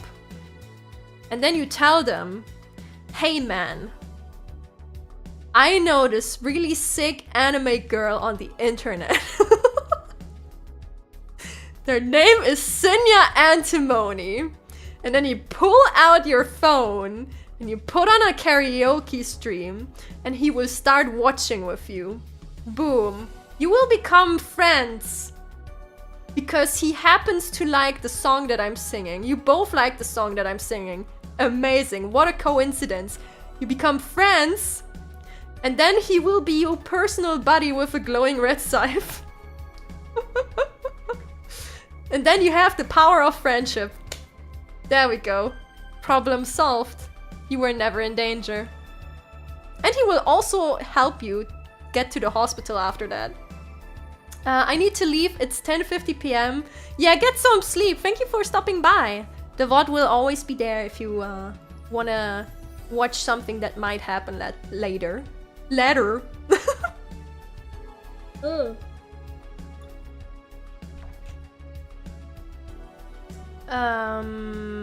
What are the stupid monkey drawings that I used as currency called again? You mean NFTs? Oh. The Scythe dude is gonna be like, dude, this pink girl is so cool. She's so pink. You know what? Sure, if that makes you be friends with the Scythe guy, then I'll accept that. Oh. Thanks for the advice. Saved the life there. You're welcome. What the heck is .45 Parabellum Bloodhound gonna be about? What the fuck? What is .45 Parabellum Bloodhound? It's a game. Active time action game. Hmm?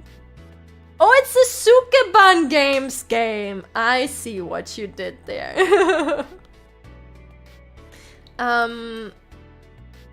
It's gonna be about a pink streamer who is streaming Valhalla at a bar.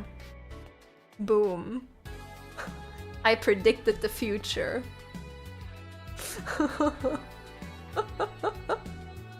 This stream feels like Sin is the new cuter version of pirate software. Yeah, what do you mean 4 isn't cute, huh? With that sick hair? His hair is crazy cute.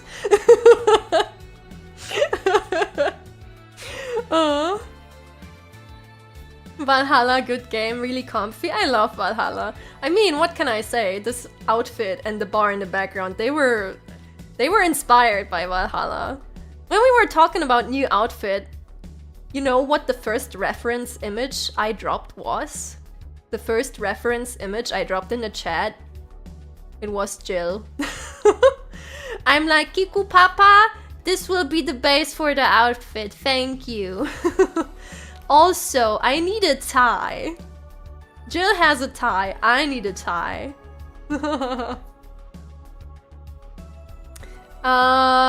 It's not really not safe for work, it's like always on the edge of being super sus, but then it like turns around and it's like, haha, teehee.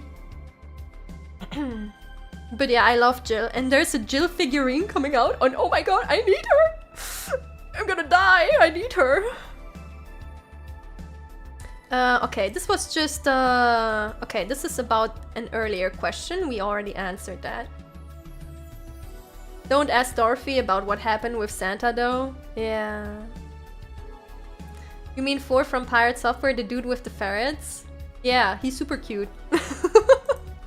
I also like the ferrets, they're also super cute. How much salt should I put into my potions? It depends on what kind of potion you do. You know, if it's more aligned with healing properties, you just put in a pinch. You know, it's like you're making a good cake, basically. If you're making something that's supposed to blow shit up, then salt is like the main ingredient. On the middle path, though, I can't give you the specifics. You know, you gotta fine taste test that. There's a fine line between, you know, making your flowers grow and making them turn into something that wants to eat your face. But just as a general rule, if you want to blow shit up, put more salt. How many explosive potions do you have now, Sin? I don't talk about that. We shouldn't talk about that. Anyway, moving up. Moving on from that. Mix salt with the potions in your mouth works every time. I feel like that would end like when you put a Mentos in a cola. I feel like that would be the effect of that. How many Cinnia buns have you eaten now? Too many to count, but it's okay. We always get new ones. So we have enough. Okay, the next one. I follow too many VTubers to keep up with them all. Well, realistically speaking, there are only 24 hours in a day, and I wish it was more hours, but we only have 24 and not 32 or more. So sadly, you will have to decide on what you want to watch. If you feel really crazy, sometimes you can even have 2 streams open at the same time. But otherwise, I would just recommend, even if you like them all. My voice is dying, oh my god. Even if you like them all, just look who does what when, and then, you know, evaluate what you want to see the most. Cause yeah, if you watch 10 VTubers and you want to watch them all at the same time, that might be a little hard, and you should respect your time as well. No one will be mad if you use your time for another VTuber. It's okay. What was that voice? It was me dying. It was me dying. Just watch clippers shaking my head. True. You know what? You could also watch. You could also try to watch clips or highlights if people make some. At least, you know, if it's bigger VTubers, I guess. Not everyone has clippers or can afford to make highlights and stuff like that. So then you can decide, okay, what do I really want to see? And then you decide on a day-by-day basis. But yeah, don't feel bad if you can't be at everyone's stream at the same time. There are a lot of VTubers out there. It's understandable. I want to watch all my VTubers play Limbus Company. It's my ultimate quality filter. You know, that can also be something that you go off of, yes. Good thing all my VTubers stream at different time slots. I am very EU friendly. I'm very EU friendly. Not necessarily EU workforce friendly, but I am otherwise EU friendly. YouTube needs a better clip system. I think so too, yes, I agree with that. And I don't understand why they haven't done that yet. Streamers, like clips can do so much for streamers, and there's just not a good way to have clips on YouTube. And even if I go for a clip, right? If I check what clips you guys made, it's like, oh, here's the clip, and I can't do anything with it. I can't download it, I can't edit it. It's just, oh well, someone clipped your content. Here's the part that was clipped, and it's like, okay, cool, thank you. Wouldn't it be wonderful if I could download this exact clip and use it to make a short because, well, people show me what they liked with this clip, but no, I don't have an option to do anything. I can share the clip and it's like, thanks YouTube. I have to download my entire stream and then pull out that specific time frame if I want to do anything else with that. Very helpful. It's like, yeah, if I take a look at chat, I probably could have measured myself if that's worth making a clip of. With the options you give me. I just tried to clip something, it kicked me out of the clip like 20 times, and at some point I could not move back to the point I wanted to clip anymore. Yeah, that too. The tool doesn't even work. It doesn't work, and when it works, you can't really do anything with it. And it's like, why? Why? How long have you been streaming for now? I debuted last year in March, actually. I I had my debut last March. But I have been on the internet for a very long time. Back in the day, 2011, uploading my anime music videos. Yeehaw, when YouTube still had 5 stars to give. So, basically I've been making content since the cat video era, but I debuted last March.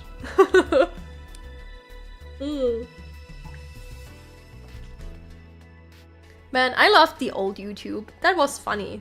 Yes, I did AMVs. They were very basic AMVs that anyone would do at that kind of age, but I did do AMVs. I'm an ancient creature of the internet. I miss the old YouTube too. Do you guys remember when you could customize your entire YouTube design? And you could hire designers to do your entire layout because you had so much customization that you could do, and you could move boxes around and everything? That was crazy. I loved that shit. That was so cool. And now, what do we get now? Well, we have playlists that we can put on the starting page and a banner. Fucking pog. Kinda like MySpace. Yeah. Exactly like MySpace. They shouldn't have removed that for real. I know they kind of wanted to, you know, they wanted to put it together into one design for everything. It makes sense with modern design, but I feel like they could give us a little bit more than, here's your banner, by the way. Also, you don't have many things you can do with the banner because all the important elements need to be on the mobile size that it's cut down to. The rest is just decoration. I hate the modern web, I hate the modern web. Where are my forums? I want my forums! I remember YouTube before Google bought it. Do you guys remember the Google Plus days where you had to connect your account? That was crazy. That was crazy. After 2010, web design went shit. I feel like there was a good middle point somewhere in between there, and nowadays everyone just wants everything to look like smooth like fucking butter, and it's so boring and uncustomizable. I wish we had something in between again. Where was I? Oh, there we are. What is the maximum velocity of an... What?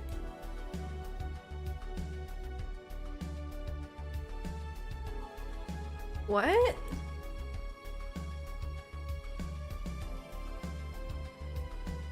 Of an unladen swallow, yeah. What is that? What is an unladen swallow? Unladen swallow. I don't even know what the word swallow means. What? Okay, this translation is not helping me.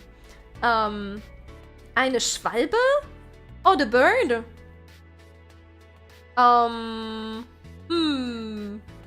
What is the speed of a swallow? Swallow bird speed. I can't give you advice on that, but we can Google it. Yeah, I just saw while Googling. Apparently it's a Monty Python reference. Monty Python and the Holy Grail. The moss swallow is about 2.2 times larger, so all things being equal, that would give us an airspeed velocity of about 40.2 miles per hour. There you go. Does this answer your question? Does this answer a question? I know this but a flash wound. That's a funny one. I know that one. I've seen like bits and pieces of it because it was on TV before, and I happened to watch parts of it. So I know a little bit of it. But there's your swallow answer. What is the worst RPG Maker game you have played? Oh boy. That I have played. The thing is, back in the day, I watched a lot of other people play a lot of RPG Maker games. I haven't played that many myself, all things considered. It reminds me of one though. Is that an RPG Maker game? Hold on.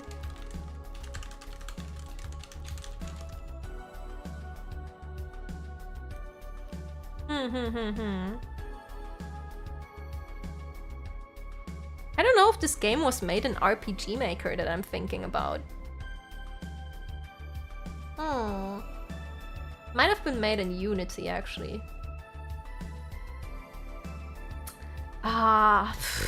It's hard to say because I haven't really played bad RPG Maker games, actually. Plus, I wouldn't want to drag down any of them. I wouldn't say, oh, this is the worst one.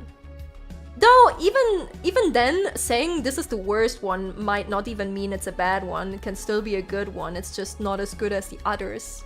When did this become a Q&A? That's a good question. Some of you missed the point of the stream. You know what? Maybe I'll take my free card then to skip this one. I don't know what the worst one is that I played, actually. I liked pretty much all of them. But I also just really like RPG Maker games. Yeah, I would probably the least favorite would be more accurate.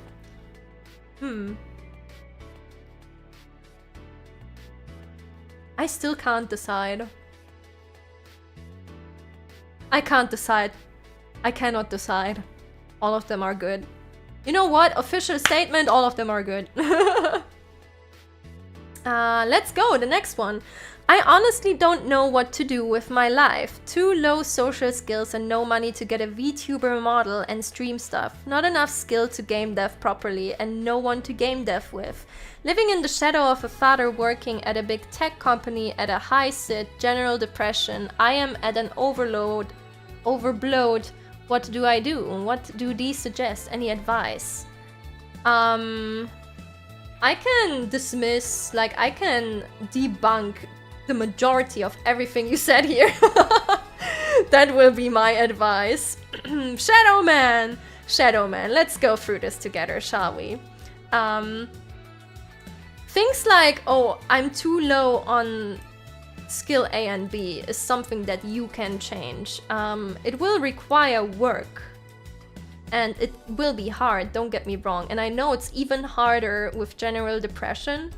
But that's where you have to take tiny steps. Do like tiny achievements. Maybe, especially on the internet, it's like maybe you could start pushing up your social skills by just interacting with, you know, whatever people do online. You don't immediately have to find someone that you're gonna be best friends with, but you know, one step could be, for example, engaging in stream chats, which you are doing right now. See, that's already something where you're being social.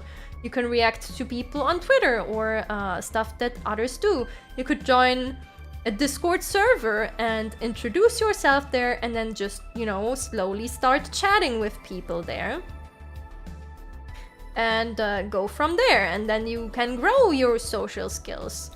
No money to get a VTuber model. You do not need money to get a VTuber model nowadays. There are literally free resources out there that you can start with. There are people who offer you free VTuber models just for download, just like that, rigged and everything. Just out of, well, the kindness of their heart and because they felt like they wanted to do a project like this.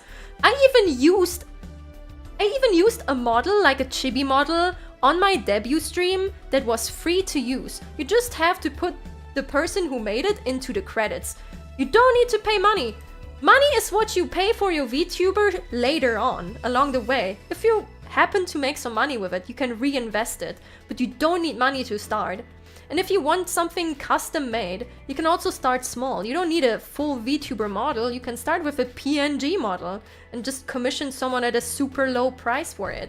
People out there offer shit for way too little money actually, but it's very affordable. And then you can go out there and stream stuff and try to make friends that way maybe. not enough skill to game dev properly and no one to game dev with. Here's the big solution for that one. It needs a little bit of jumping, you know, past your shadow, but you can hit the social skills and game dev thing at the same time by joining a game jam. Join a game jam. You will learn so much stuff and meet so many people. I've participated in a game jam before too. You will be thrown into a server, you will just say, oh, I can do this and that. And then you will be put in a team, or someone will ask you, hey, do you want to be in my team? You will immediately get to know more people. You don't have to be super engaging with them if you're too scared, but you will automatically talk to them about the project, so you already have something in common, which is a really good start. And also, you don't need a lot of game dev skills to participate in a jam, because you don't have a lot of time, and the goal of it is just, you know, make something that you can ship. Doesn't have to be great, you just need to have something at the end of it all. And when you do a game jam like that, you will also learn new skills. So, you know. I am not good for game jams. I prefer bigger things. I tried, and despite that, it didn't work. But like, what didn't work, and why does it stop you from trying again? You know, you might, if something didn't work out the way, yeah, that's disappointing, but the next game jam might be where maybe you find your new friend. You don't know that yet. Also, you say you prefer bigger things. You might just be expecting too much from yourself. Like, you mentioned so many things that you want to work on, which is already overwhelming, right? It's already overwhelming. And then you say you want to do bigger things than game jams. You can still do bigger things, but why aren't you kinder to yourself and you start, you know, with small steps? And then slowly you can work yourself up from there. Adding too much complexity to things is my thing. Well, then maybe you could propose in a game jam a game that does exactly that. Yeah. If you, exactly what Force says, if you're gonna keep talking yourself out of doing things, you're not gonna get anything done. I mean, if you're not starting anywhere, then at the end of the day, you will sit there and you will be depressed because you did nothing. That's why you should be kinder to yourself and then start smaller. Doesn't work out for game jams? What? Pretty much the opposite? Wait, I don't understand that one. But yeah, basically, if you just say, oh, this won't work, or oh, I did that once and I don't, you know, didn't work, so I'm not gonna try it again, then it's like, well, what do you expect to happen? You need to start at yourself, sadly, and that's hard. It's hard to do. But only you can change your situation. You cannot affect what others outside do with you, but you can work on yourself, basically. Was at a game jam out once, got kicked out for not really being able to contribute. They are simple games, overcomplicating is not for it.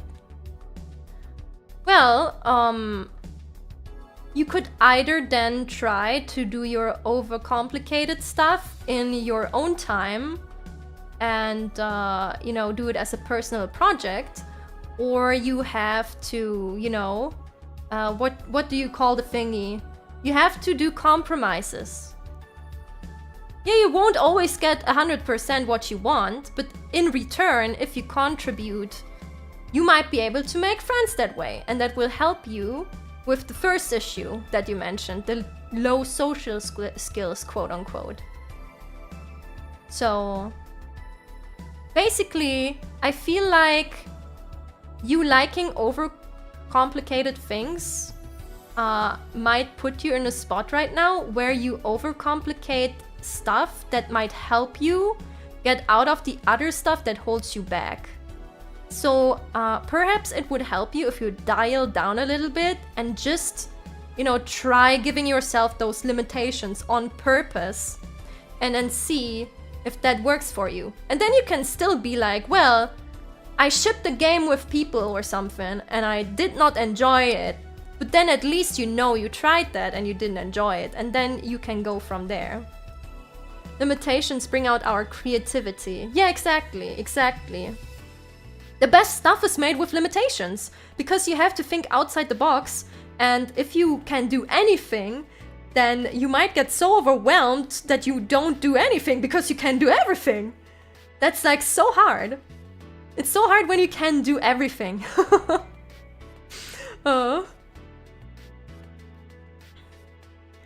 Limitations can bring out even more feature creep, but that's a story for later.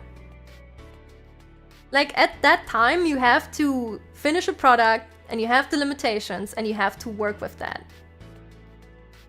And if that's annoying to you, then maybe it's not what you're looking for, actually. Maybe you don't even want to do that thing that you're trying to do. Then it would be perhaps a good idea to look into other hobbies or other jobs or whatever. And maybe you find what you like there. Like, I can't give you a proper example because I'm someone who does not do overcomplicated things, but I'm sure I'm so sure there are so many things out there that are like super overcomplicated that you could do. Just ever since I was a child, I wanted to be a game dev. But maybe you like something about game dev that is overcomplicated and you need to find that specific thing. Maybe you can actually put yourself out there with whatever that overcomplicated thing might be. So yeah. I feel like you have the tools. I just feel like you need to jump over your shadow and maybe not ask too much of yourself at once. Basically, cut it down into steps. Don't overwhelm yourself. Don't say I need to be on top of the mountain tomorrow.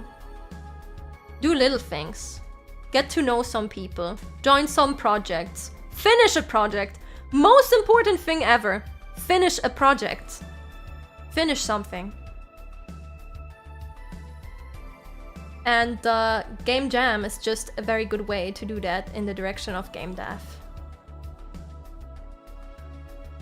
But speaking of game dev, the game dev I joined, we did finish our game. It was a game about cats.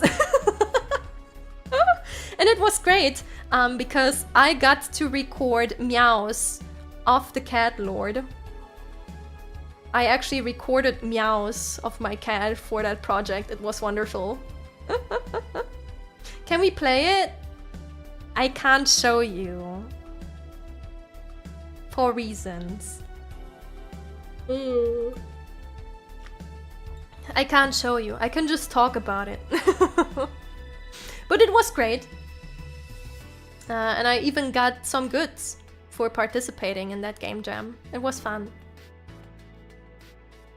And then I also became mutuals with a bunch of people from that. So, you know, we didn't really talk after that, but sometimes we eye each other's projects and we give a like, and it's like, you're from the cat group. Oh. I guess I need to look into PNG tubing rigs. I can do pixel art to some extent, could do something with it maybe. That's wonderful, that's great, that's all you need. That's all you need. Doing PNG tubers is super easy. You just basically need to make 2 drawings and then you put it in a little software and then it will, you know, it will light up when you speak. And that's all you need. And then you can stream. You don't... It's like a misconception of many people that they think they need a full VTuber model to stream. It's like, you should stream first and see if you enjoy it and get better at streaming. And then you get a VTuber model, not the other way around. Let the buns join to make a silly indie game for Sin to play. That would be lovely. Hey, if one day one of you made a game on like itch.io that you can play in the browser, I would be all over that. I don't know what software you use because I haven't used a PNGtuber before, but it's probably just a quick Google away. But yeah, basically, you need to get started somewhere. Start small, step by step. Cinchat Game Jam, I would love that. See, that's another reason, that's another thing what I would like to be a big streamer for, right? If I was a big streamer, I would chill indie games every other day, and then I would make a game jam, and then I would play all your games, and then if I'm big enough, I would probably also have enough money to have like a prize pool with cool stuff. A woman can dream. One day, guys, believe me. You know, the turtle also won the race. I can do it with my old back.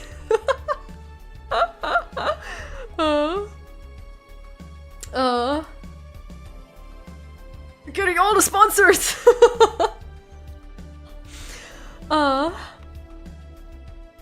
Everyone can dream. Yeah, exactly. If I was massive, I would do a game jam with all of you. And I would put mega nice prizes. And you know what? Before we go to the next advice, oh my god, I'm slipping into my Denglish, alright. Before I give the next advice, I will leave you with the bun of buns. Because I need a bathroom break. I will be right back, okay? Just give me 1 minute. Oh wait, I have my special screen on, so I can't actually make myself disappear. Okay, I just go into sleep mode. Bye.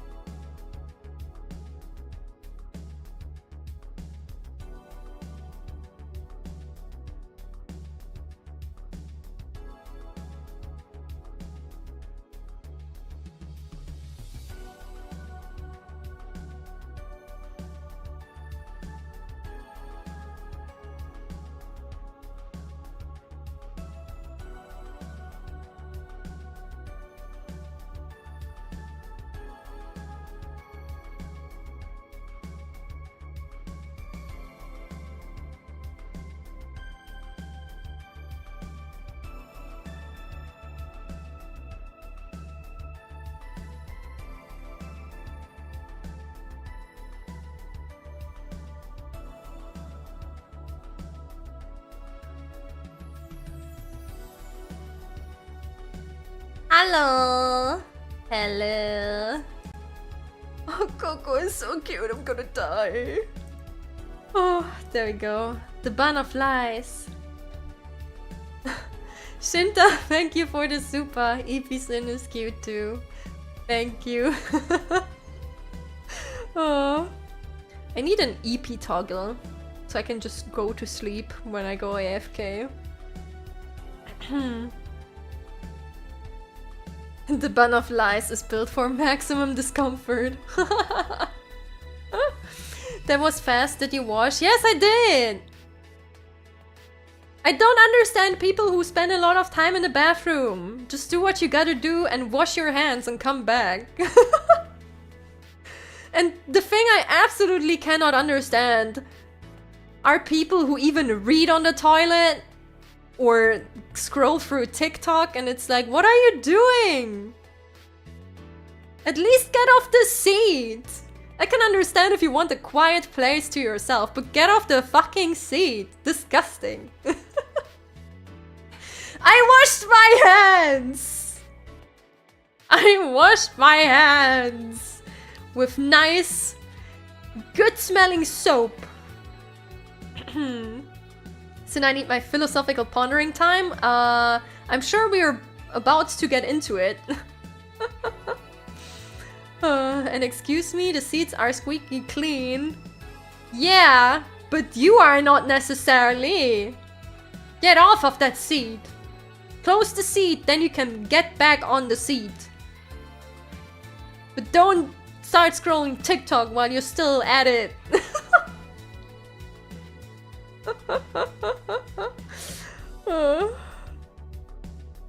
Nah, nah, nah. I will never understand. I will never understand. Okay, shall we get back to the advice? Can this be moody? It might be moody. I mean, that's okay. We have advice for every type of mood. Even the pink ones. I feel like I have a hard time feeling stuff, both good or bad, and it kinda makes it hard to know myself or know what I even want. RIP. I like that you put the RIP there at the end.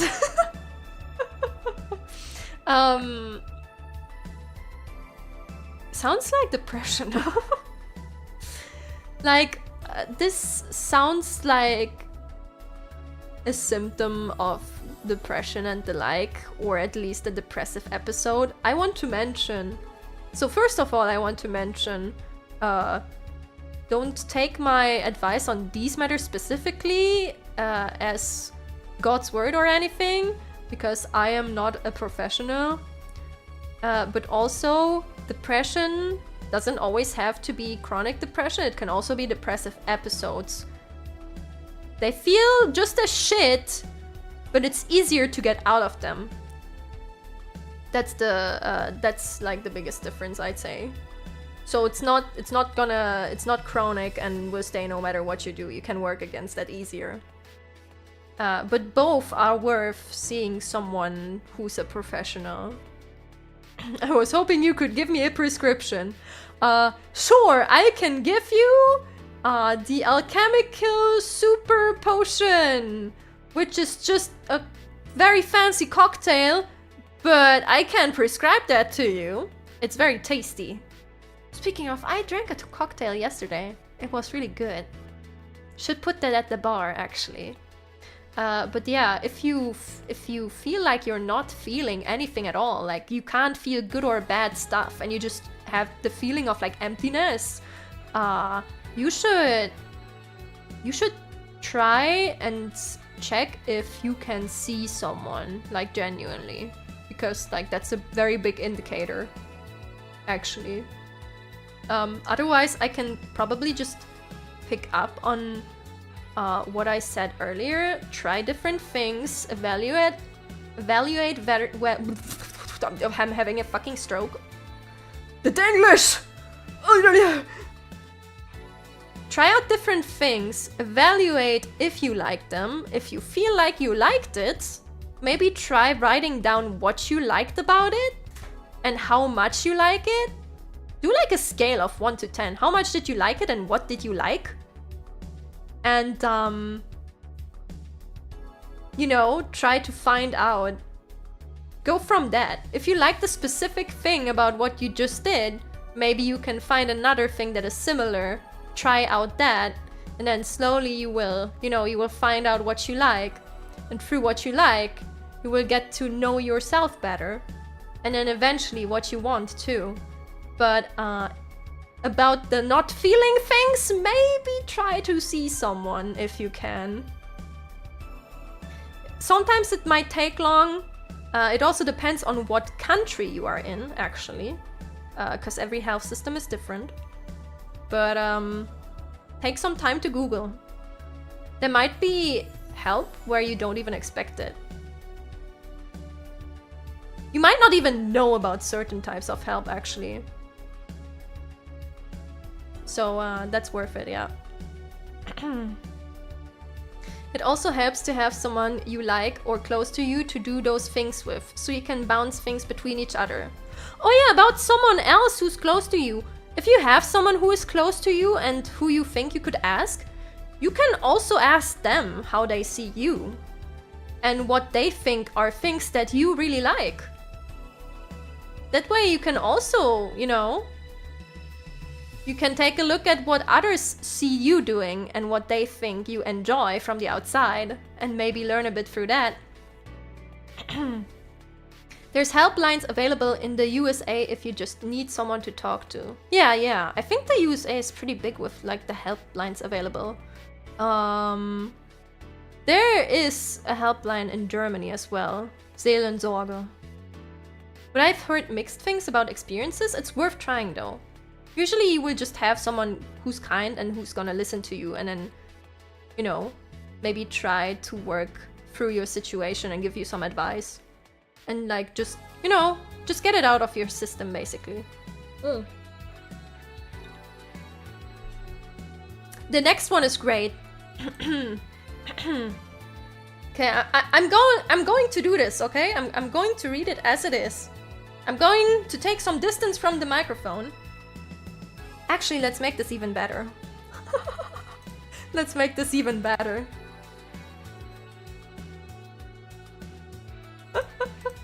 There we go. The next one is...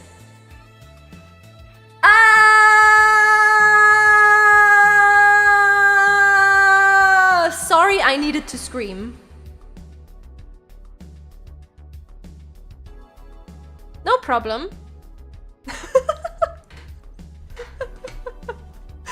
No problem.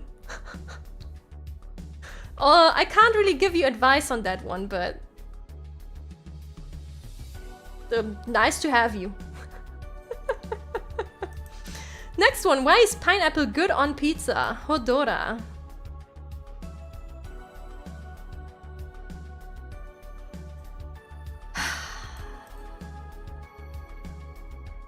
It's okay to be wrong about things. Sometimes you're just trapped in your delusions. But there is hope for you. You can get out of it. You can get out of it. We can help you get back on the right way. Join the Church of Buns today and get rid of the pineapple on your pizza.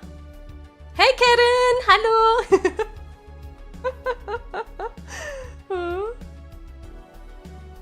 Never felt the shockwave that breaks my eardrum since the Vietnam War. I even took some distance, okay? I hope it wasn't too loud actually, I tried. Next one, any advice on how to turn silver into gold or turn water into wine? From Yamete. Okay. I'm not good at the silver into gold thing, but I can help with the water into wine thing, okay? You get some tap water. Okay, you get a glass. You get some tap water. You put it on the table, okay? You go outside. Head to the next supermarket. You buy a bottle of wine. Come back. You pour the water into the sink.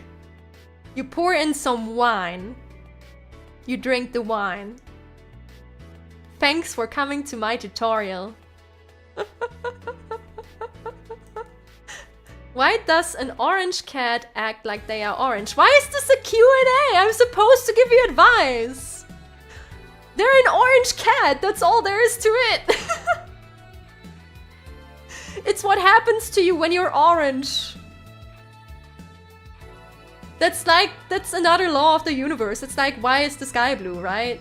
Well, the cat is orange. This is the pineapple on pizza again. Oh, what is wrong with you guys? Thanks, Sin, that was helpful. You're welcome. I'm here all week.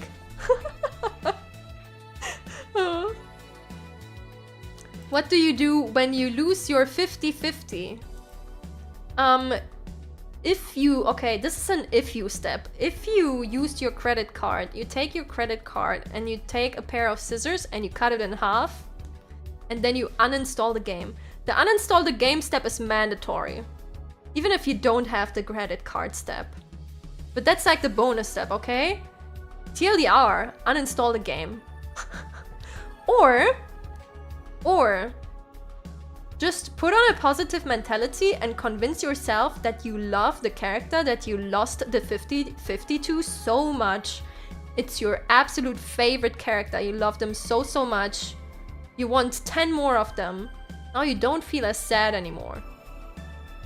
Also cut your credit card in half when that happens. How do I look at the screen? Yes. Lying to yourself? No. Embracing new possibilities. That's what it's called. Not lying to yourself. Embrace new possibilities. Okay? Taste can change. Hey Ultimo! Hey. I'm trying to... Well, apparently I'm giving a Q&A because not all of these questions ask for advice. How do I look at the screen? Again, yes. You just get very close with your face at the screen and then you look at it. You can't not look at it because you're so close up. So if you have issues looking at the screen, just get very close. The next one! That's an interesting one. It follows up a little bit with earlier.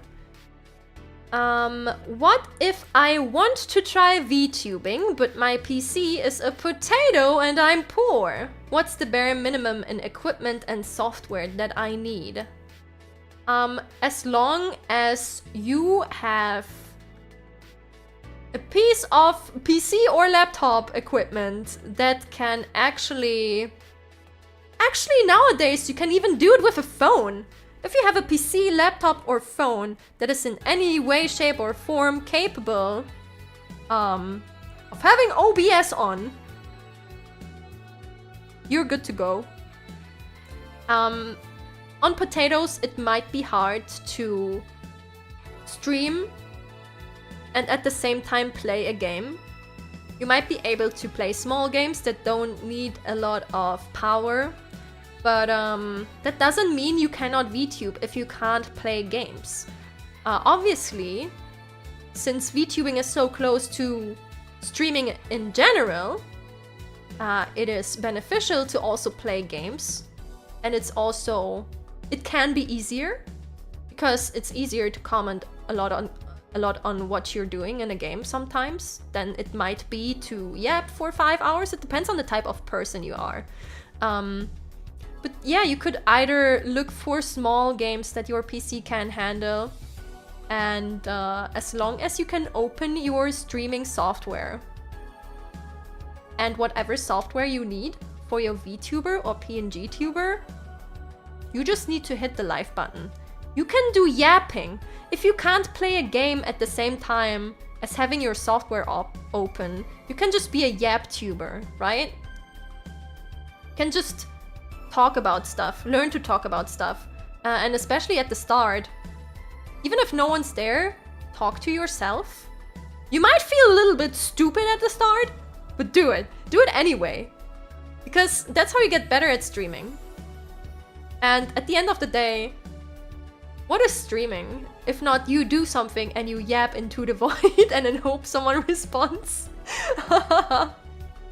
Also, yes, again, as I mentioned earlier, you don't need a full model to be VTubing. You can start as a PNG VTuber, as a PNG tuber. It's very, like, the load is very soft? That's not the right word. There's not a lot of load on your PC with a PNG tuber because it's just tiny software that changes between 2 images, or maybe 3 if you're feeling fancy, while you talk. It just registers you talking. That's all it does, and then changes the image. So it doesn't need anything. Light load, yeah, that makes sense. But yeah, PNG tubing, super viable, especially for a bad PC. You can start out with that. Ease yourself into streaming, because streaming is awkward when you start out. It's super awkward, okay? So like, take your time. And otherwise, You can either use OBS or Streamlabs. I personally suggest OBS because you have more freedom and possibilities, and it's also open source. Also, Streamlabs is kind of sus because they have used stuff from OBS before but have things behind a paywall, so I wouldn't fully give them my trust. I prefer OBS, so you can just download that for free. And otherwise, you just need, well, your PNG tuber for starts. And you don't even need a tracking device for that. It will just react to your voice. And otherwise, a microphone. You just need a microphone. Can also be a somewhat decent headset. You don't need a crazy studio microphone. Just, you know, you can grab whatever someone can hear you with, and that's good enough for the start. And then just try it out. So yeah, as long as you have something that can launch the software and a microphone, you can just go ahead. I used Streamlabs before. I have no idea how to delete my account. I don't know if you can.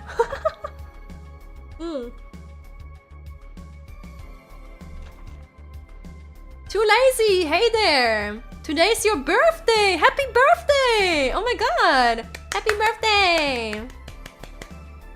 Some of the coziest streamer I know is using a laptop with a built-in mic. You can totally just go with that. You can go with that, yeah, that's enough. So yeah, you can just go with minimal stuff. Especially at the start, it's like, who cares?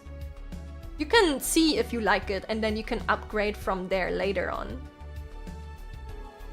So yeah, that's my advice. Even a potato can stream. You might not be able to stream everything you want to, but you can stream.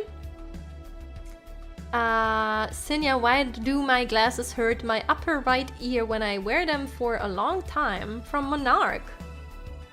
Is it only your upper right ear? If it's only one side, then I don't know, maybe something about, how do you call it? What do you call the thingies that you put around your ear? The Gestell. What's the Gestell in English?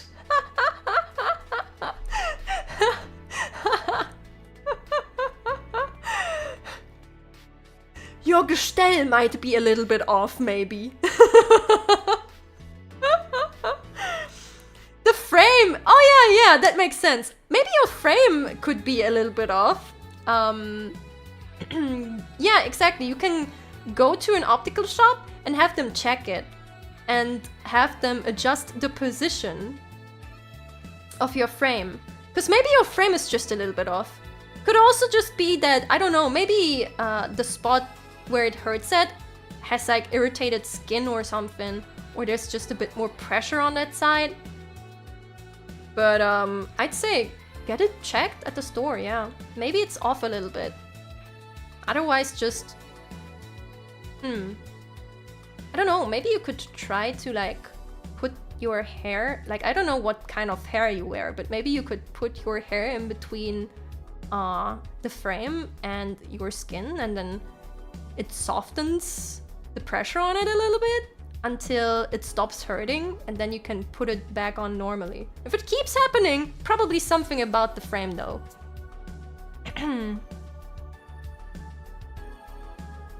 You open an optical shop, you know how glasses work? Really? Oh.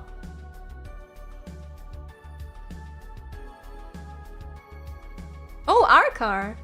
Arkar is saying, wait, now that's a job for me. First off, try out another kind of frame. Sometimes even the material itself is the issue. True, that can also cause skin irritations.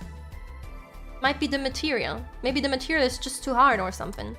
Second off, if it's not a material or frame issue, consult your local dermatologist. Yeah. If you've got metal frames and you sweat a lot, the sweat reacts to the metal and it might cause a sort of chemical burn. Ooh, yeah, that's also true, yeah. Hosan the optometrist. We learn a lot today, don't we? Did I ever do the 2-hour stretch and hydrate? I'm so bad at this today. The optimist. Yeah, the optimist. No, I didn't. Oh, fuck. Everyone stretch. Oh, everyone stretch.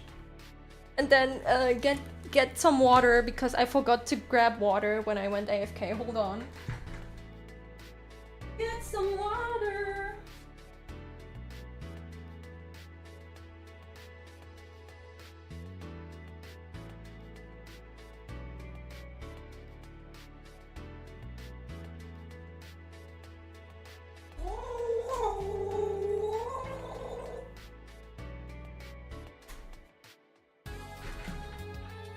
Yo, there we go.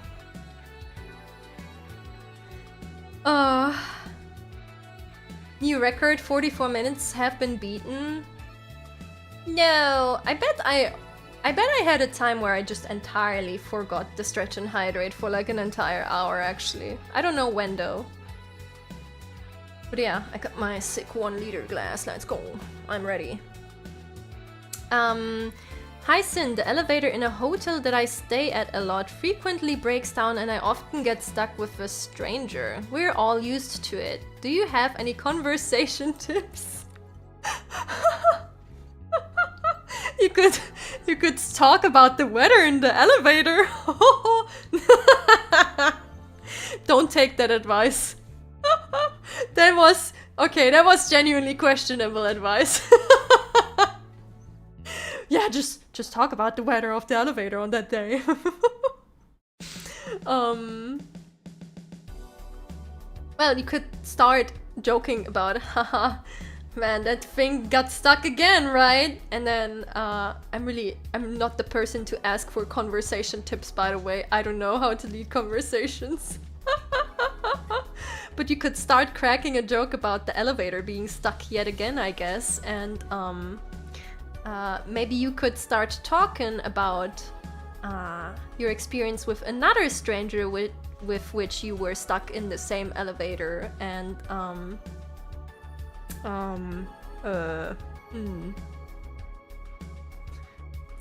and then you could start quoting Nier lore. And they will ask, hey, what is this Nier thing about? And you're like, well... And then you pop off with the timeline of Nier and explain to them how it all circles back and the story is a time loop. This sure goes up and down sometimes, right? Yeah, perfect. Perfect joke you can crack at the start. There we go. There we go. Sin, it's sometimes best to know when to call it quits. Listen, I'm trying. It might not be good advice, okay? But, you know, I am out here and I'm trying to do it, okay? I'm trying to put in the work. And that's worth something. Hey, wanna buy cryptos? Yeah. That's what you can talk about. I got a cool VTuber stream. Wanna watch together? See, it all comes back to the dude with the scythe. That's how you make friends, right? If you get stuck again, just be like, hey, I know this weird VTuber. I know this anime girl on the internet. Her name is Cinnia Antimony. And then you pull out a karaoke stream and you start listening to the karaoke stream and they happen to like the song and you like the song too, so you watch the karaoke stream together and then you become friends. Oh, it's the solution to everything. There we go. Boom. Problem solved. Anyway, next one. We need the Sin copy pasta.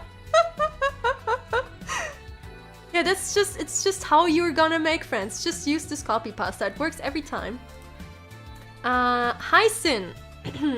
Here's an issue I've been thinking about for quite some time because I'm currently kinda in this situation. What is your take on producing music for exposure and networking, even if it's a genre or style one doesn't really like? What do you think is the right balance between fully realizing your own creative vision and doing stuff just to have a slight chance of success? Thank you for your advice. From Shinta. That is a very good question, damn. I like this question a lot. Let me get ready for the yappening.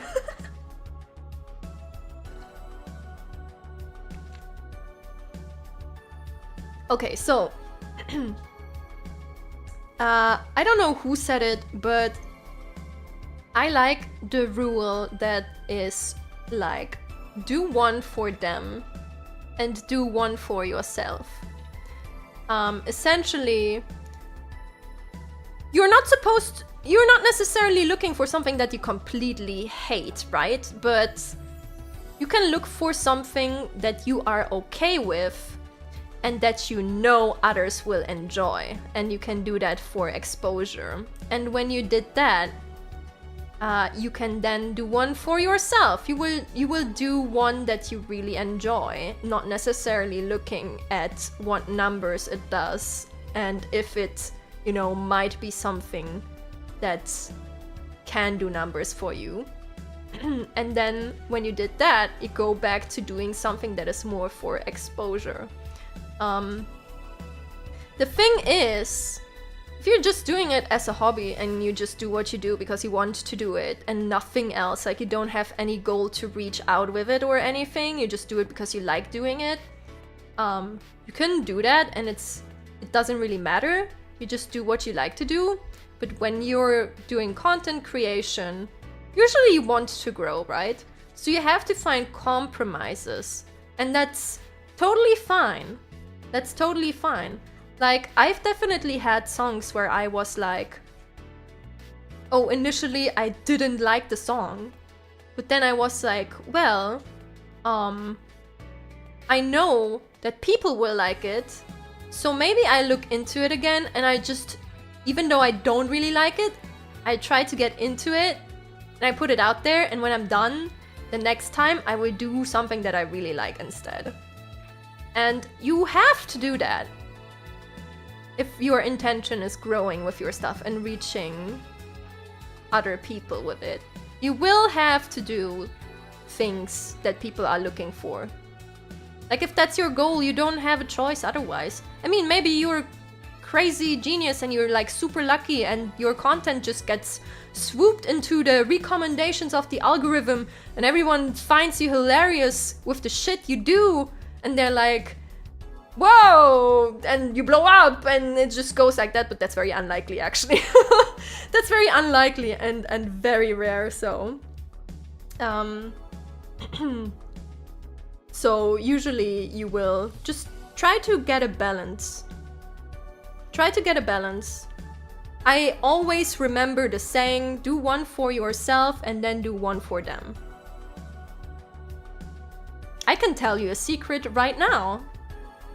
I can tell you a secret right now.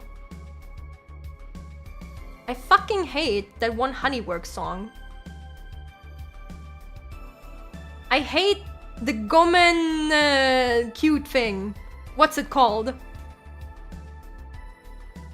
The Kawaii Kute Gomen. There we go. That's the one. I hate that song.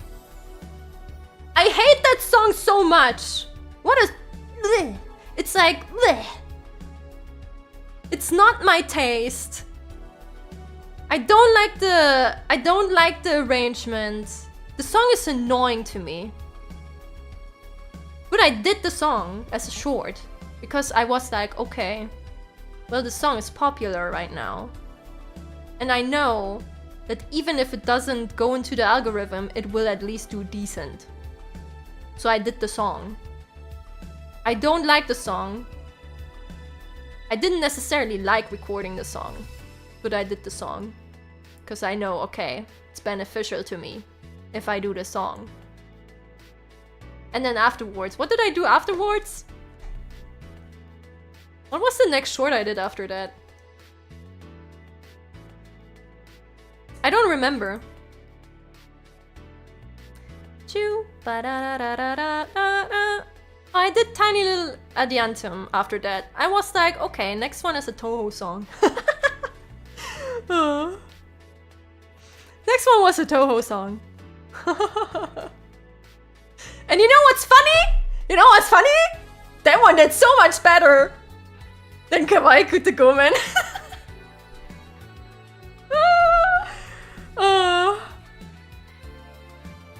But even then it was like, okay, I was like, I want to do a Toho song. So it was like a compromise. It's like, what Toho song do I do? Well, okay, I'm doing the one Toho song that people actually know. No one knows when they hear a Toho song. But everyone knows that stupid fucking Omae wa mo shindeiru remix. So people know Tiny Little Adiantum when they hear it. Even if they don't know where it came from. Or that the remix is a fucking scam. But you know, that's not the point. You do compromises, basically.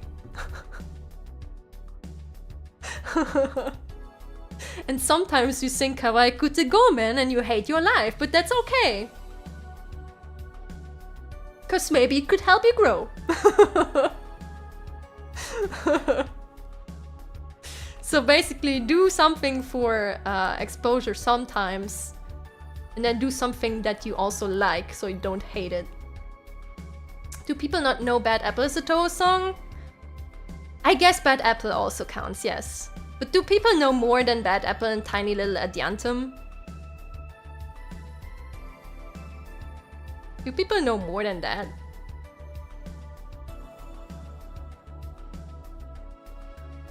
I did many for them, time to focus more on my own stuff.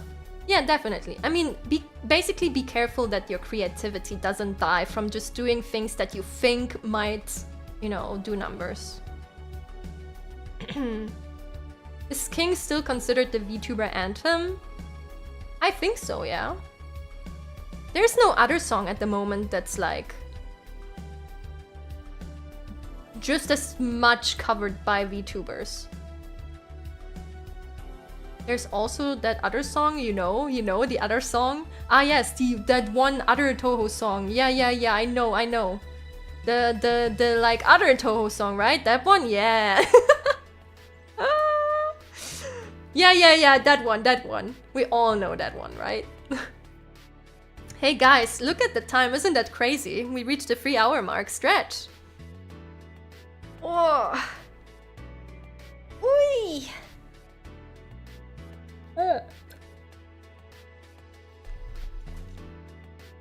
Oi. Been months since the last King cover I knew? Yeah, King is not really covered anymore because, well, most people have covered it by now. And the more people cover it, I feel like maybe someone who comes in now is like, oh, maybe not their first idea is to cover King anymore. Let's see. How do I stop being so cynical and like people more and find someone that can handle my old and dusty self? Are you falling apart? What is happening? Well, being cynical is very much an attitude thing, right? So I feel like the work starts with you there, perhaps. It also depends on, are you just cynical about life or are you cynical about things you do and like? Try to find something that brings you joy and then perhaps just try to stop yourself from overthinking it, and try to enjoy it in the moment. And try to appreciate little things. Maybe think a lot about little things that are, you know, you just take them for granted, but they're not actually that granted. Could be anything. Could be doing something that you like at the time. Could be if you like your family or not. Could be people around you, or, you know, things that you enjoy. Maybe a game or something. You know, you could be playing in Stars and Time and be like, wow, I'm so happy that I lived to see Stars and Time, you know. which you should buy on Steam. And then again, about finding someone, finding people. I feel like nowadays on the internet, probably a good idea to like join a server that has an interest that you share, and then introduce yourself, and then try to, you know, start talking to people there. Because if you're on the same server about the same topic, you already have something in common.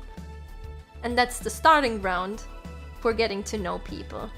And I'm very certain if you both can end up yapping about something you really like, then they will definitely be able to also handle your old and dusty self. I bought in Stars and Time during the sale but haven't had time to play it. I am happy to hear that you bought it though. That's great. Love the passionate yapping. Yep, yep, yep, yep, yep, yep, yep. Yep, yep, yep, yep, yep, yep, yep, yep, yep. Yep, yep, yep, yep, yep, yep. The fact that you are self-aware is already a good start. Yeah, true. We need to mention that too. If you know you're being cynical, that's already a step that a lot of people don't even reach. Like, a lot of people don't even reach that conclusion of, oh, I'm being cynical. If you know that you are, then that's a good point where you can start working on yourself. And it's gonna take work. Sadly, it's not just gonna disappear overnight. No problem ever does. Well, I mean, I guess there's some problems that do. You know, if, for example, the prince from the Money Islands suddenly sends you $1 million, then your money issue is solved, but in this case that won't help. So you know what I mean.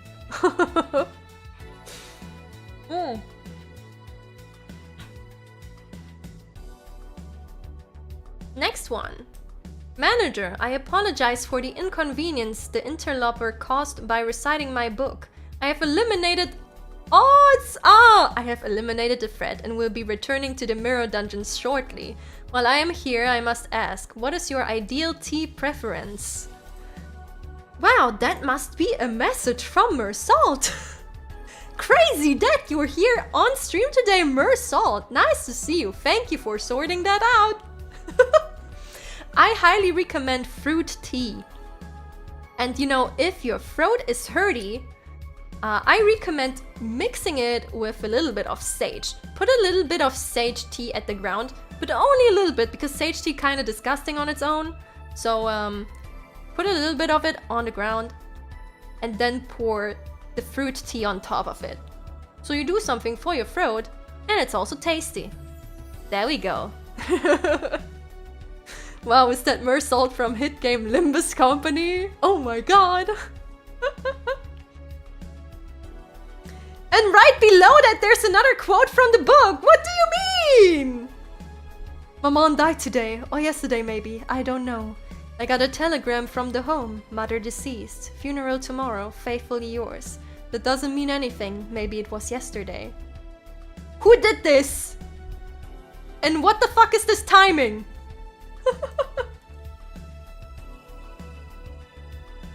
Next one. Romania was called Romania because there's Romans. Why? Didn't you just answer your own question? There's a because in your sentence. Usually that means you're answering, or well, you're explaining what comes before it. Why are you putting a Y behind? Well, my advice, or rather, my conclusion for you is, you are smarter than you think. You already figured it out yourself, inside your question. That's crazy, man. Anyway. What the fuck is the next one? I'm not gonna read it the way it is in here, okay? I'm gonna change it I'm gonna rephrase it a little bit, okay? Tiny bit. Should I end myself or have a cup of coffee? I believe you should have a cup of coffee. See, if you're into dirt water, I think that's better than the first option.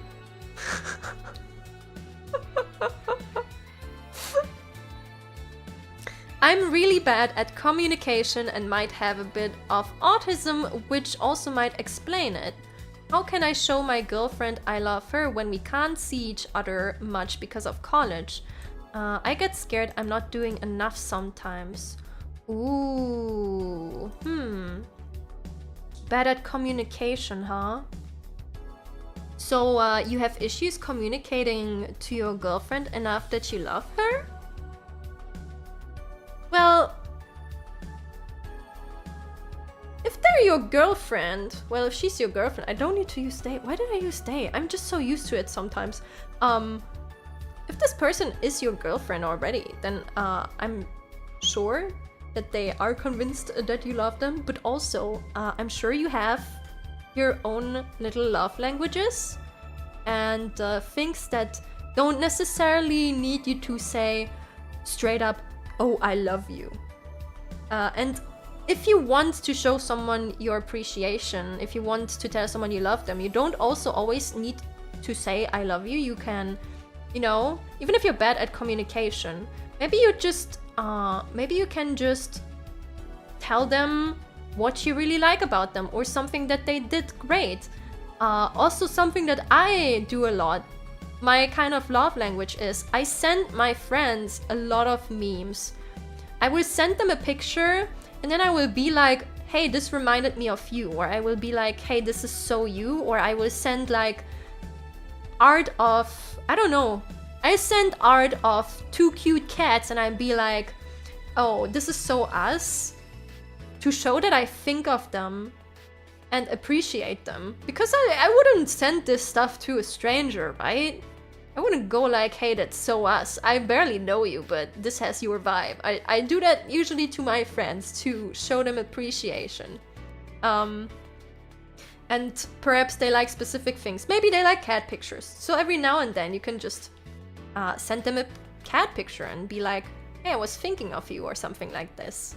You don't always have to like spell it out, but as long as you show them that you care about them in whichever way it is, I feel like that is good enough. You don't have to throw yourself in front of them and be on your knees or anything. But yeah, just give them little signs of love. If you're not, if you don't know how to communicate things sometimes.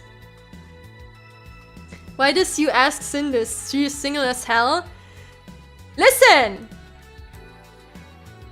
You can love people who are also not your partner. And love language applies to that as well, okay? Don't be like that.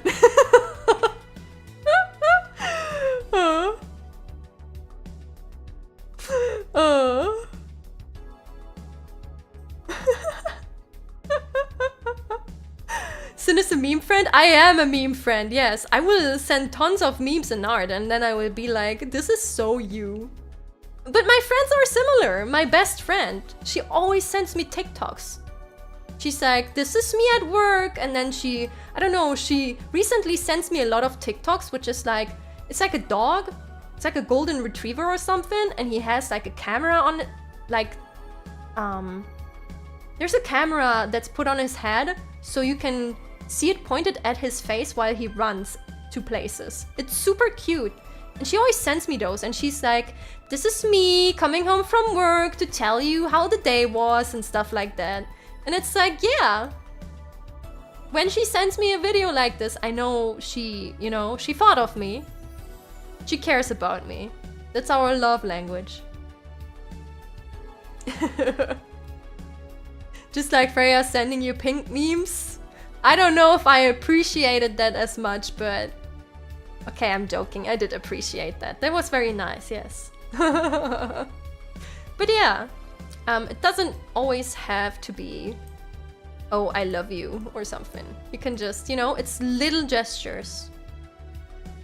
And then eventually you can just, you know, you can say to her that you appreciate her and what she does and how she is. At least that's what I think. But hey, I am maidenless. What do I know, right? I've been called maidenless last week, so... And it happened twice. How many voices are there in your head? I have a lot.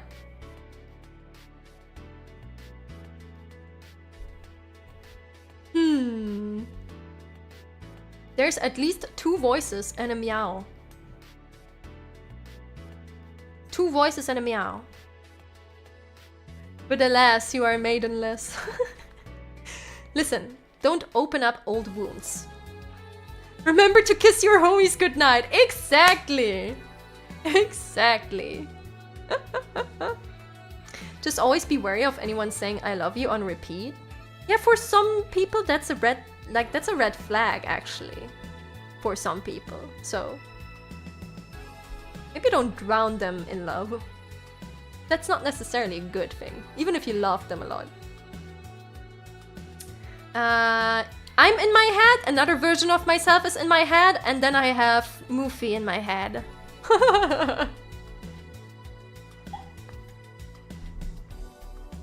And then there's probably 2 buns in the back who fight on whether I should eat a cinnamon bun or not. Hello, Sin. It's been about 60-ish days since my family has rescued a stray kitten that a mom didn't want anymore. The current problem I have is that whenever she wants to play, she defaults to biting, which is causing problems as well as her nails constantly causing bleeds. I'm afraid that if the problem isn't being worked on, it will carry over permanently when she's older.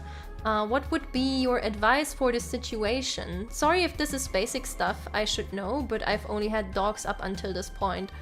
Oh, whoa, that's not basic stuff at all. That's like a very specific issue. I read about it recently actually, but I didn't follow it further because it didn't turn out to be an issue that I had. Basically, I had it that Coco would sometimes bite on stuff, but it turned out that she's doing that to like brush her teeth and also help with her like baby tooth, basically, baby teeth. So then I didn't follow it further. I don't think I have enough information about that problem to like just help you on the spot. But you can definitely, like, if you search for it, you will definitely find resources about it. But yeah, defaulting to biting and stuff like that's definitely, like, that's a behavioral issue. You can do stuff to help that though. I don't remember what it was specifically, but you can do stuff to help it. Hold on. Actually, is it a kitten or is it like a cat? Rescued a stray kitten that a mom didn't want. Okay, it's a kitten. Yeah, that happens a lot with kittens too, actually. Kitten defaults to biting. Maybe we can check together, actually. We can check together. Okay, this is yapping, yapping, yapping.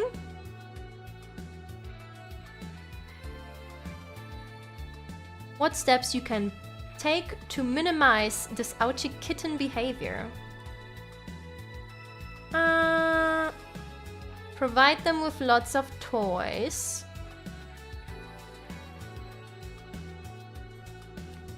That's such a general thing. Hold on.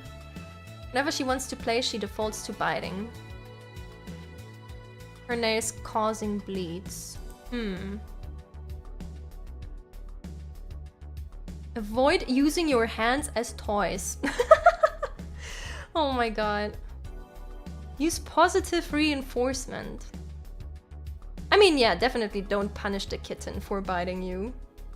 Encourage socialization with playmates.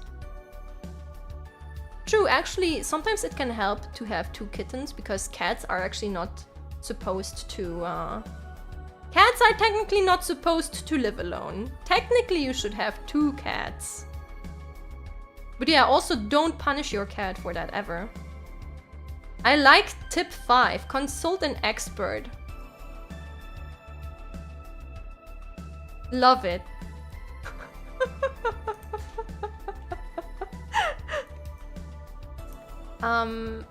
But yeah, I can definitely say it's like a behavioral issue. I don't know if you can maybe try training for positive behavior.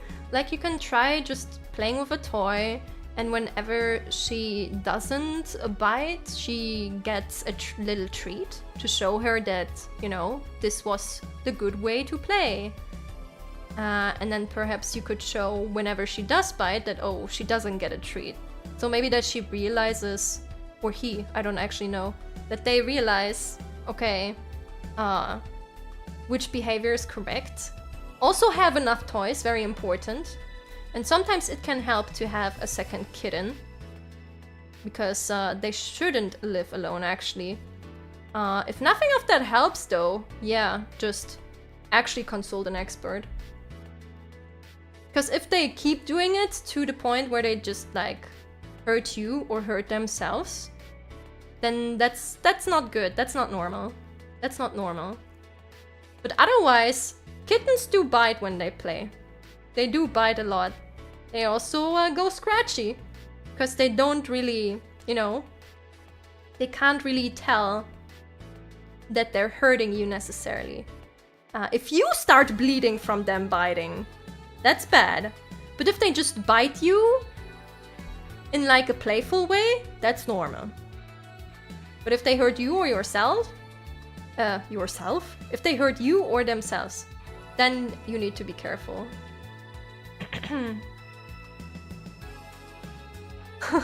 Wear gloves to be bite resistant. Hell yeah.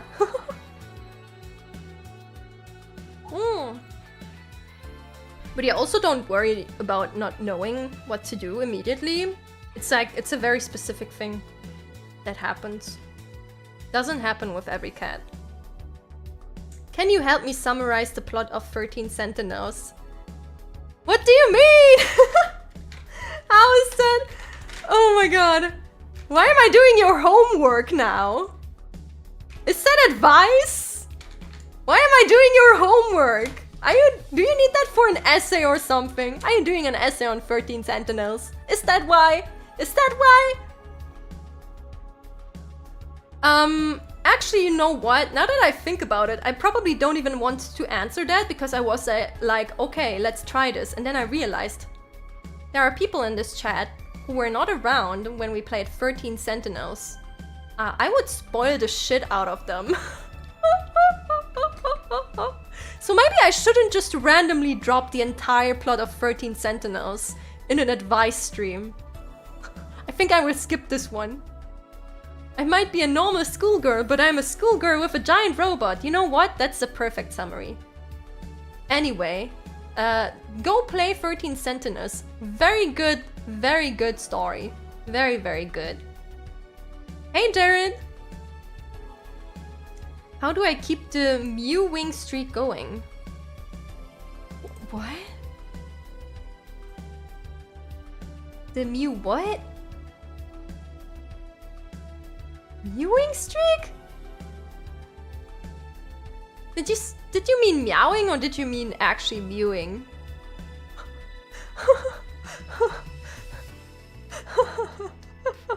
Mewing is a face reconstructing technique that involves keeping your tongue on the roof of your mouth to change your jawline shape. What?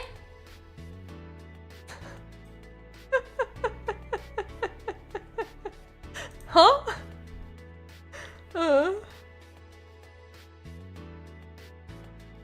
Oh my god. It's completely fake, by the way. What, mewing? Yeah, I mean, I wouldn't think that you can do stuff like this. Does mewing actually work? Mewing has generated significant social media buzz lately. However, there's no current research that suggests the technique provides any benefits to your jawline or oral health.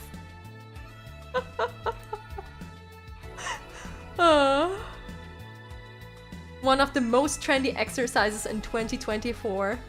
Oh my god, where have we landed, everyone? Do you remember you saying something about mewing before? I think you're misremembering. Meowing, yeah, mewing. I don't know about that. I never heard of that before. Anyway, my answer is, or my advice rather is, you don't.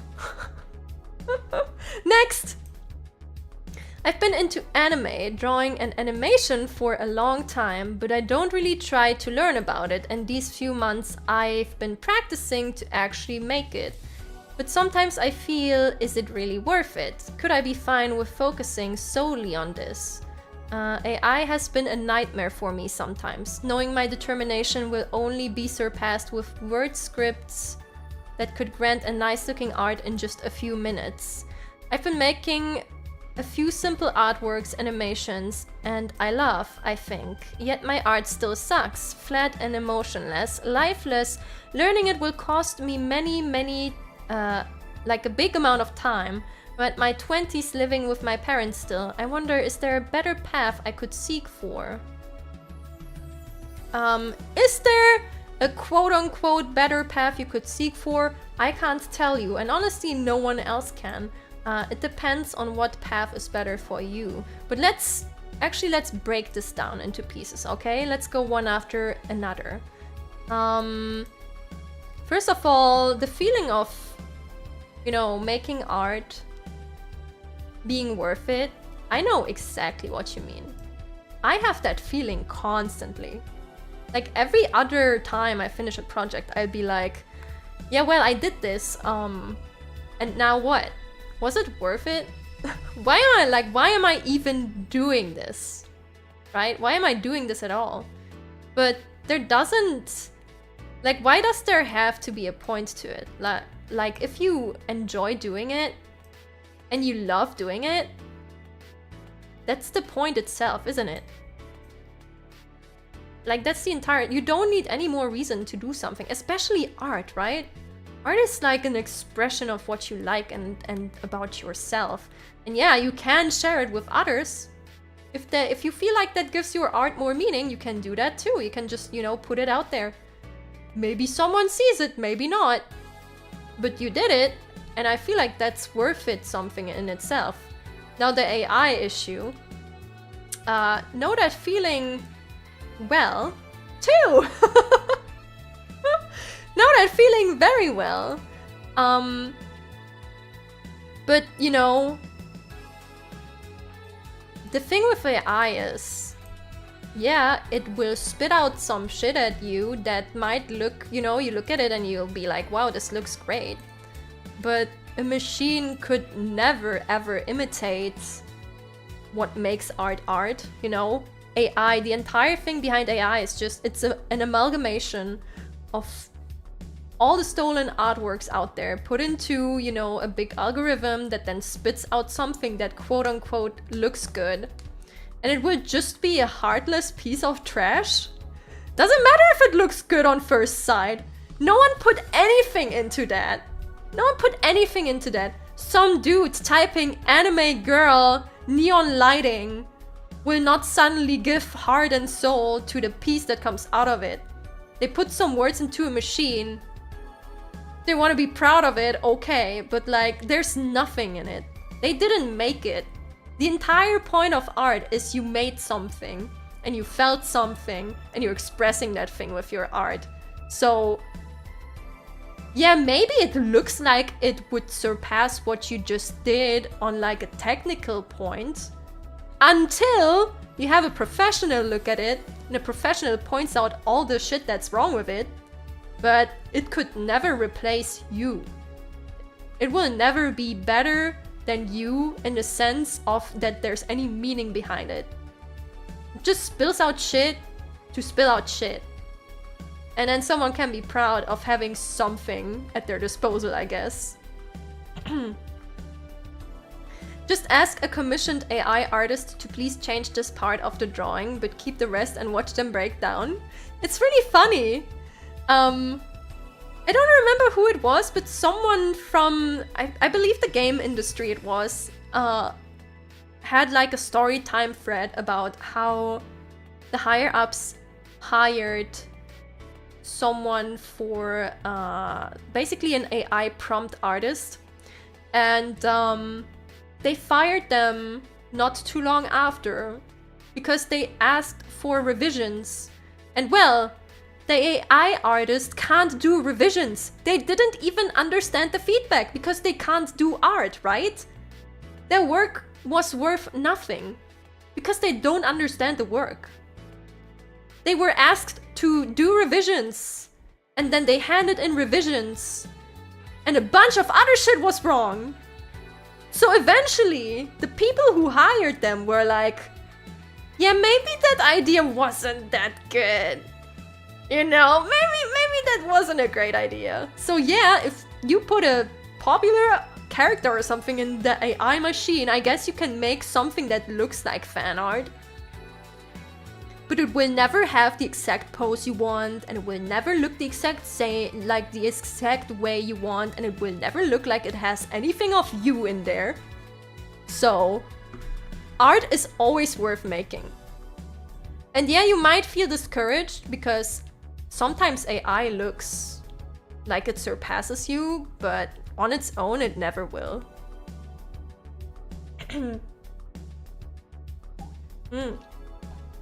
Didn't you say you don't know how to do music? Just do it. I don't know music theory, but I know how to make music. There's a difference.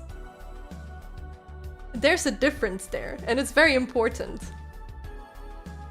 You work in the creative industry, try to be creative. Yeah. I feel bad for the AI, it's trying its best and these losers are taking credit for it. So true! The poor AI! The people are not even doing the work.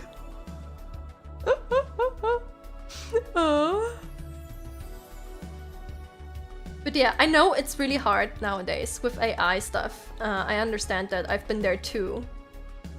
I've definitely been at the point where I was like, well, why do I even make art if this AI shit is just gonna look better and people eat that shit up? But I just kept going anyway because I still love it. And now I'm at the point where I look at my art and it's like, yeah, maybe I haven't nailed anatomy 100%, but like, the drawing I just made, it would never come out of AI the way it did. And even like artists whose style is plagiarized by that and similar stuff comes out will never have the skill that they have. Like, yeah, it looks like they're drawing until you see that the character has 6 fucking fingers.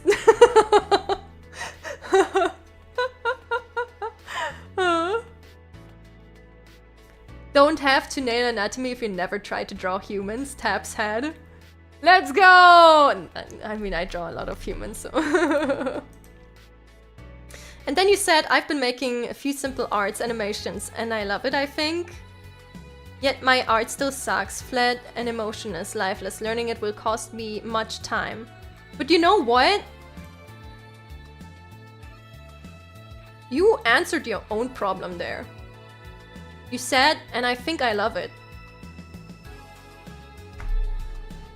And you can literally delete the rest of this part. What more do you need? You love it, then do it. Again, you don't need to be a master, especially when you're starting out. You will get better the more you do it. And the more you analyze what you do, which you will do if you're passionate about it. So yeah. And is there a better path you could seek for? I don't know, what's a better path? Like, what is even defined as a good path? And why is being in your 20s, living with your parents, still a bad thing? I live with my mom. I'm 29. I live with my mom. And I'm not even looking into moving out because A, the market here is ass after what happened in 2020. And B, we have a wonderful relationship. And we help each other. Why would I move out? Why would I move out? And it's this, I have the same situation, right? I've always been good at school. I'm good at exams, I'm good at learning. I could be anything. Could go back about what I said earlier and I could go and study psychology or something. Am I gonna do it? No, because I like making art and music. Is there a quote-unquote better path? In some people's eyes, probably. I can probably do something better with the skills I have. Do I want to? Fuck no. No, no, no, no. I'm gonna do this for as long as I can move my hands. Cause like, what's better? Isn't just being able to get by and be able to do what you love good enough? Isn't that great? Barely anyone can say that they love what they do. So, you don't have to be rich. You don't have to be something that people go wow over. You just need to be happy. And you ended up as a VTuber. Hell yeah! And you know what? My mom supports me. Let's go!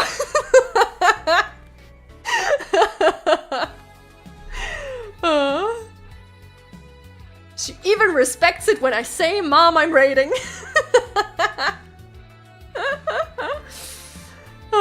And you know what? In return, I go to the supermarket and I bring her her favorite food.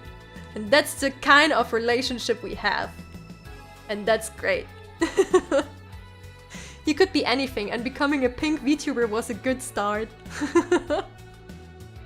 Do you make enough money from this? Just from VTubing? No. From VTubing, music making, art commissions, and freelance work that I do outside of like everything creative I do here. Yeah. From all of these things together, I do. I do many things. I do many things. But I get by, and that's good enough for now. I will do it for as long as I get by. Freelance work, yes. Sin does odd jobs. Yeah, I do. And I feel like if I ever hit the point where it's like, okay, I can't afford it anymore, I would probably try to look for the next odd job too. Maybe I'd go babysit cats and dogs, I don't know. Sin works a lot and still raids in Final Fantasy XIV. Can you clean my room, please? If you pay me enough. Sin the grade 9 fixer. Yeah, kinda. But yeah, I do a lot of different jobs and I get by well. I get by well with it. And I will keep going until I stop getting by well with it, and then I can see what happens then. But for now, that's the path I have taken, and it's not a bad path. Because I think I'll be happier with this than if, let's say, I worked a 40-hour office job. Nothing against 40-hour office job. It can be something that you enjoy, but I wouldn't, so... Unless I really have to, this is good enough. As a German, you're basically a tax person by default. That's so true. Sin, can you find my lost cat before it becomes dark? If I, you know, how many gold are you offering? How many gold pieces are you offering for this quest? How does one commission Sin for an artwork? Maybe we could talk about it. 40-hour IT job here, I don't recommend. Honestly, I believe that 40-hour jobs are not tailored to humans anyway. Like, I genuinely think 40 hours are just not good for people. Like, maybe you are someone who can take a lot of, you know, load and you like your work and then it doesn't bother you, but I feel like 40 hours was not meant for people. 30 hours I can see. 40 hours, no. I don't think I'd ever take a full-time job. I'd rather do two part-time, like a part-time and then maybe an odd job on the side instead of doing a full-time job.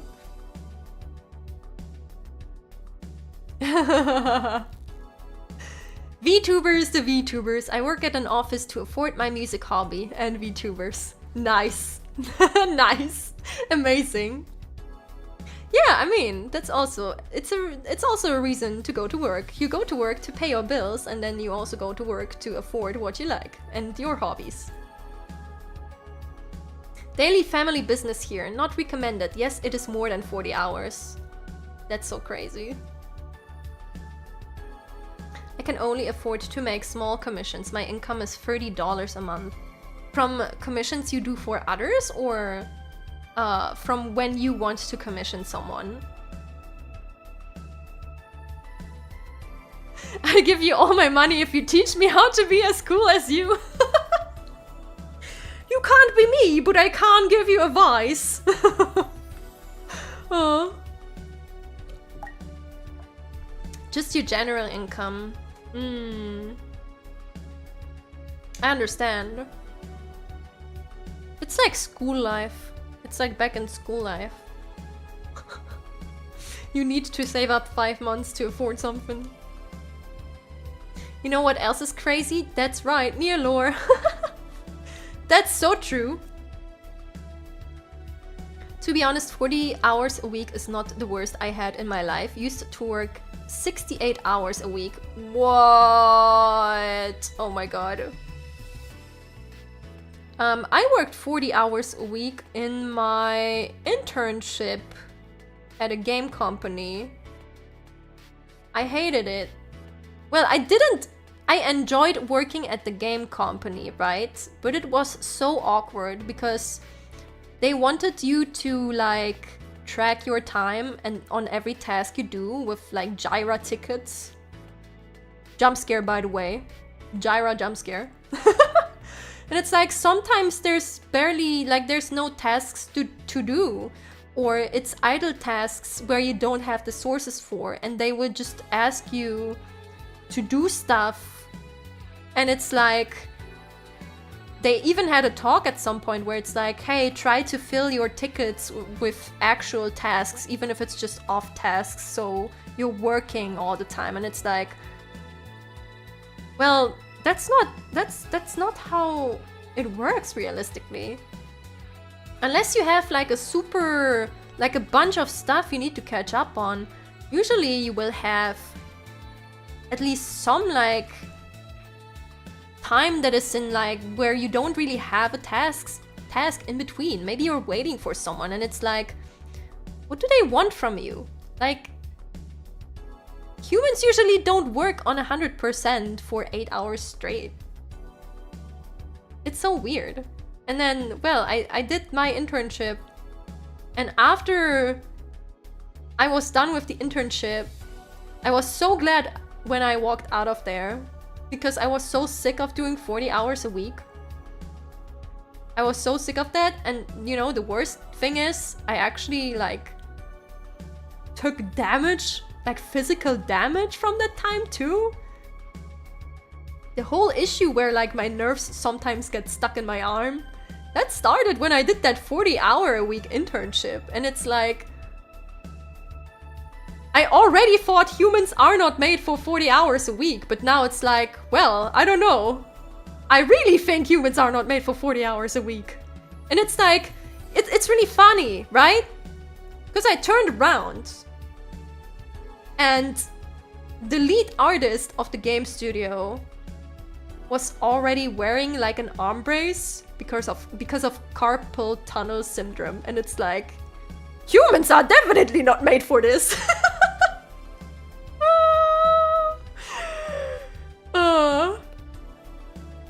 It's like you turn around, everyone's hurt, they constantly want you to work, like depending on where you work, they monitor how you work, if you work enough, if you work the entire time, which is already unrealistic. And it's like, I don't know if I like that life. I don't know if I like that life. Carpal tunnel, get out of there. Yeah, I felt so sorry for her. She's a great artist, by the way, but I just, you know, I turn around and I see her with the brace on the arm and I'm like, what the fuck? Maybe you should hire, like genuinely hire a second artist or something. Why am I like the only intern here actually? When she's sitting there with carpal tunnel.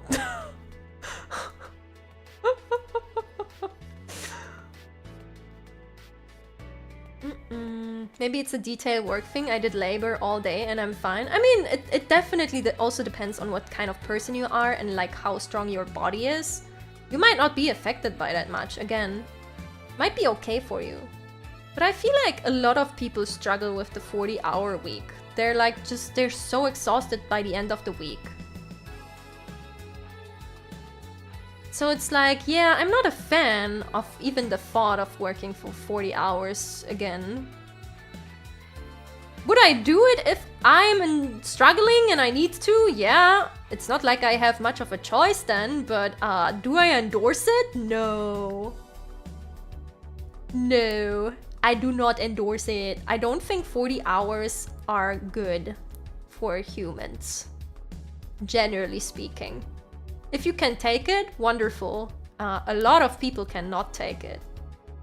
They will struggle through it and then they will be extremely exhausted and they will fight through until they have vacation.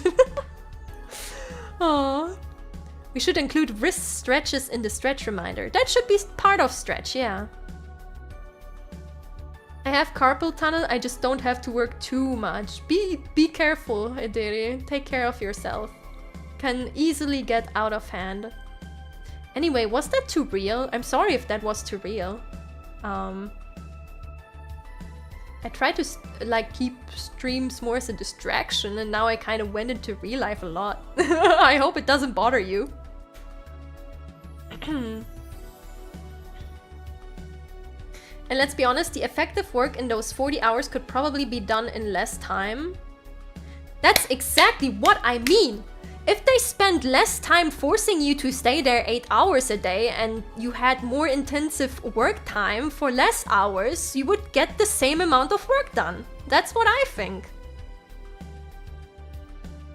People don't really think of stretching their wrists when stretching. You know what, For? You have a very good point. I will mention that from now on. I believe it's because people sit all day in office, which is bad for your body. That too, yeah. It's also like, I hope the offices have like a good work environment. Like, I had a really nice chair in my internship. But like, the table could have needed an upgrade. Could have needed an upgrade. Now it's relatable? Okay. To be fair, this is one of those more real streams anyway, so it's fine. Okay. That's true though, yeah. We had a lot of like sadder stuff in the advice giving too. More serious stuff. Funny German anime woman is already enough of a distraction. I'm glad to be here. I think I heard something about some companies trying less hours of work with better breaks and getting more income in general. Yes, was that in Finland or something? There are countries who are trying that in general. And the results have been good. So, you know, there's not really a loss necessarily to having less work hours. People were more healthy and they worked more, you know, more intensely when they tried that. And that's the entire point, I think. I feel people would work so much better if all of this was just done more efficiently. And this is also the point where I need to say, no, German efficiency is definitely not the efficiency we need here. Oh. You are not immune to funny German anime woman. Oh. Not like the confession stream where we heard actual crimes from Chad. I'm still so worried about whether I should have read that out loud or not. But that was a wild stream. I think it's also a good example of how not to do it, so that's why I left it. Of, you know, how not to do a confession about things you probably shouldn't confess. That was funny though? Yeah, it was a funny stream. I will say that. That was a funny stream. Should we move on? I still have a few here. I closed the submissions for now because there's 56 in here and we're almost at 4 hours. Community Minecraft server when? That is not something I can give you advice on. Unless you want to launch the community server, then maybe I could help you. Then I could give you advice, yeah? But all the efficient German trains, probably the worst thing you could have taken of Germany when it comes to efficiency. German trains are very efficient at being late. So if you ever want to be late, I got the stuff for you.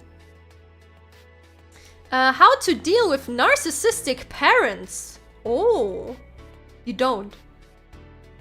You don't. You know, it depends on what exactly your issue with them is and if you can ignore what they do. But generally speaking, I say always evaluate what your parents are doing. And don't take everything they say for granted. Because parents can be wrong, right? And they can be very narcissistic too. At which point, if you notice they're being kind of toxic, you genuinely just need to ignore them. Like, genuinely ignore them. I know what they say will hurt. And you can maybe talk to a friend or something about that. And share, you know, just let it out somehow. But there are like genuinely times where you just need to be like, okay, my parents are being kind of stupid right now, and actually ignore them. It will be a little bit hard if you need something from them and you're reliant on their reaction, but that would be a very specific moment, and I would need to know what that moment is to try and help you with that. But generally speaking, parents can be wrong. They can be very wrong, and sometimes you genuinely should ignore them. Parents can F you up big time. Yeah, they can. Like, set your own goals and then stay on your own goals, and don't let them distract you from it. You know, as long as they don't strip you from your own agency and actually hinder you from doing what you want to do, just ignore them if they're being dum-dums. We're all humans. Your parents are also going to commit mistakes, and that's why you're not bound completely to them. Exactly. They're just humans, and humans are wrong. A lot of times. Almost all the time. Probably almost all the time. A lot of times. A lot of humans are wrong a lot of times.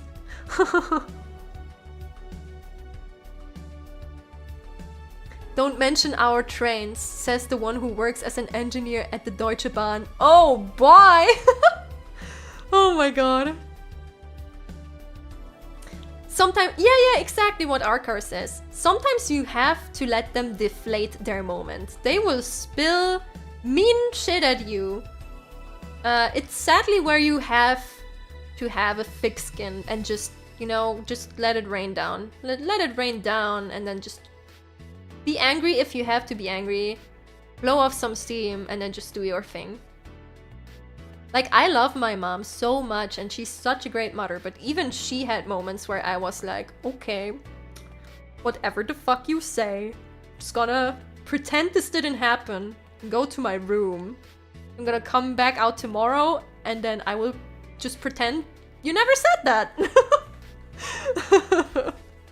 Just like Sin is wrong about coffee. Blasphemy! Dirt water! Disgusting.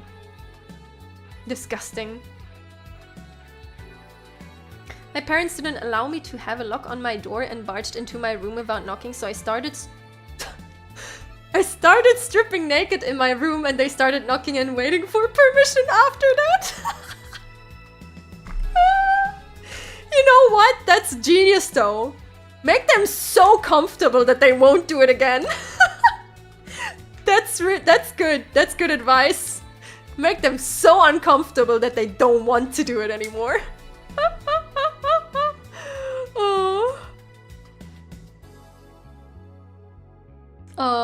People were more healthy, but Cinnia, have you not read the report of the Wirtschaftskammer how much money the economy is losing by people calling in sick when they are sick? Isn't it fucking wild how that works? Crazy, right? I know.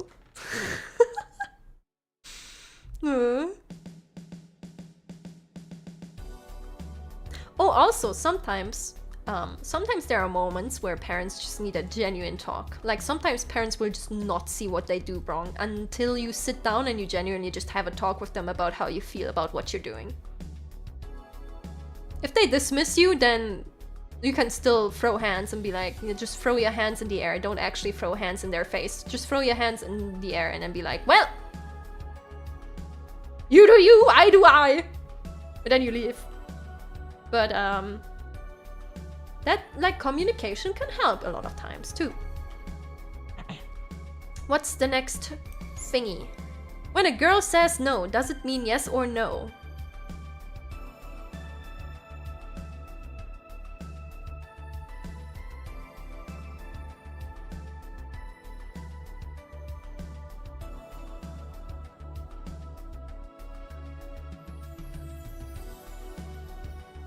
What do you think?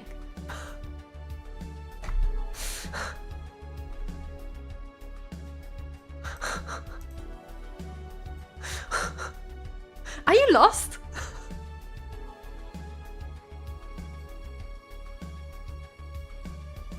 Unangenehm, yeah.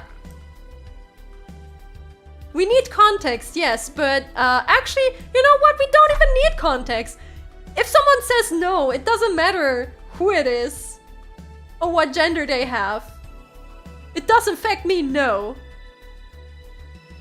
And I also think 2 letters are not that hard to differ from 3 letters.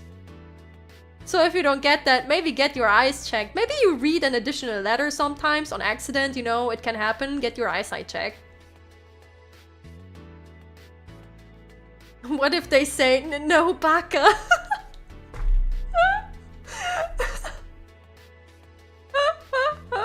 We're not talking about anime girls. How do you play chess? I don't fucking know. But chess looks really cool. I think I'd like to learn chess at some point. Maybe when I feel bored, I will just look into how you play chess. Like, I'm actually impressed by people who can play chess. Chess looks so crazy from the outside. And then they think and you understand nothing and they make a sick move and then it's like they say checkmate and then they win and it's like, it's a wow. But yeah, can't help you. Don't know how chess works.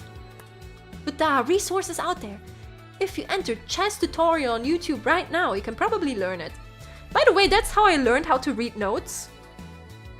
We actually had music class in school and we did have a lesson where we looked at how to read notes. I understood nothing. Give me 1 second, please. Hold on.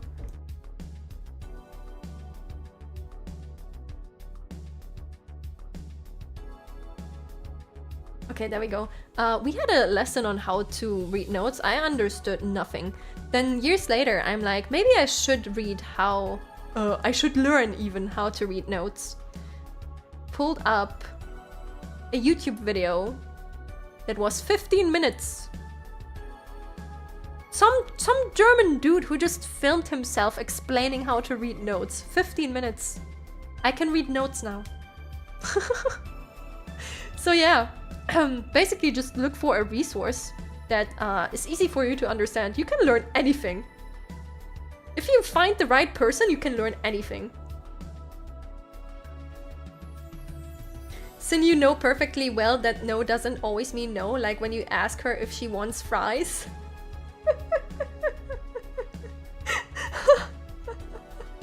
Oh.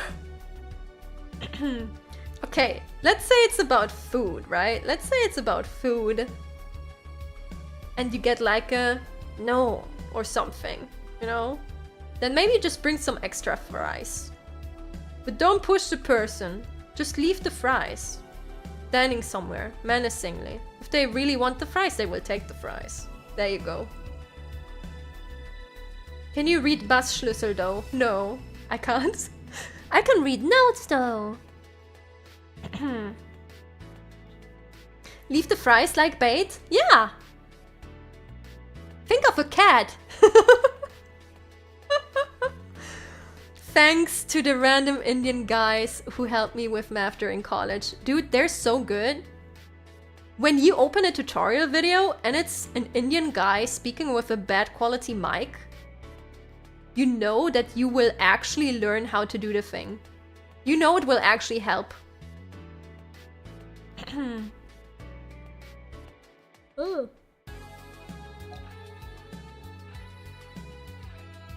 Yeah, if they don't eat the extra fries. If they don't eat the fries, you have extra fries. So you just, you know, you win. You win either way. Sin, that sounds less like you're talking about girls and more like you are trying to catch a cat. Well, I'm just saying, there are certain similarities sometimes. No, you lose money? Do you lose money if you get extra fries? How is that a loss? How is that a loss? You have extra fries.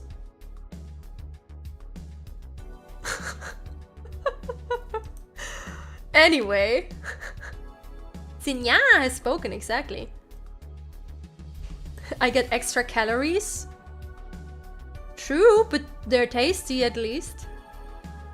Okay, next one is I am disappointed in myself. I miss every opportunity I get. I give up before I even start something. I've even been postponing cleaning my room and washing my dishes so long that I have roaches now. Oh, Jesus Christ. Sometimes I wonder if I should even bother. Well, bother, you should always bother because you're here and you're alive and that's worth something, right? And you can decide what you do with your life.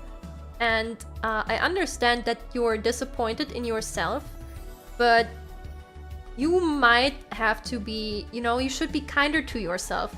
You might not be in a position where you are able or have the energy to take the opportunities that may seem like they're handed to you.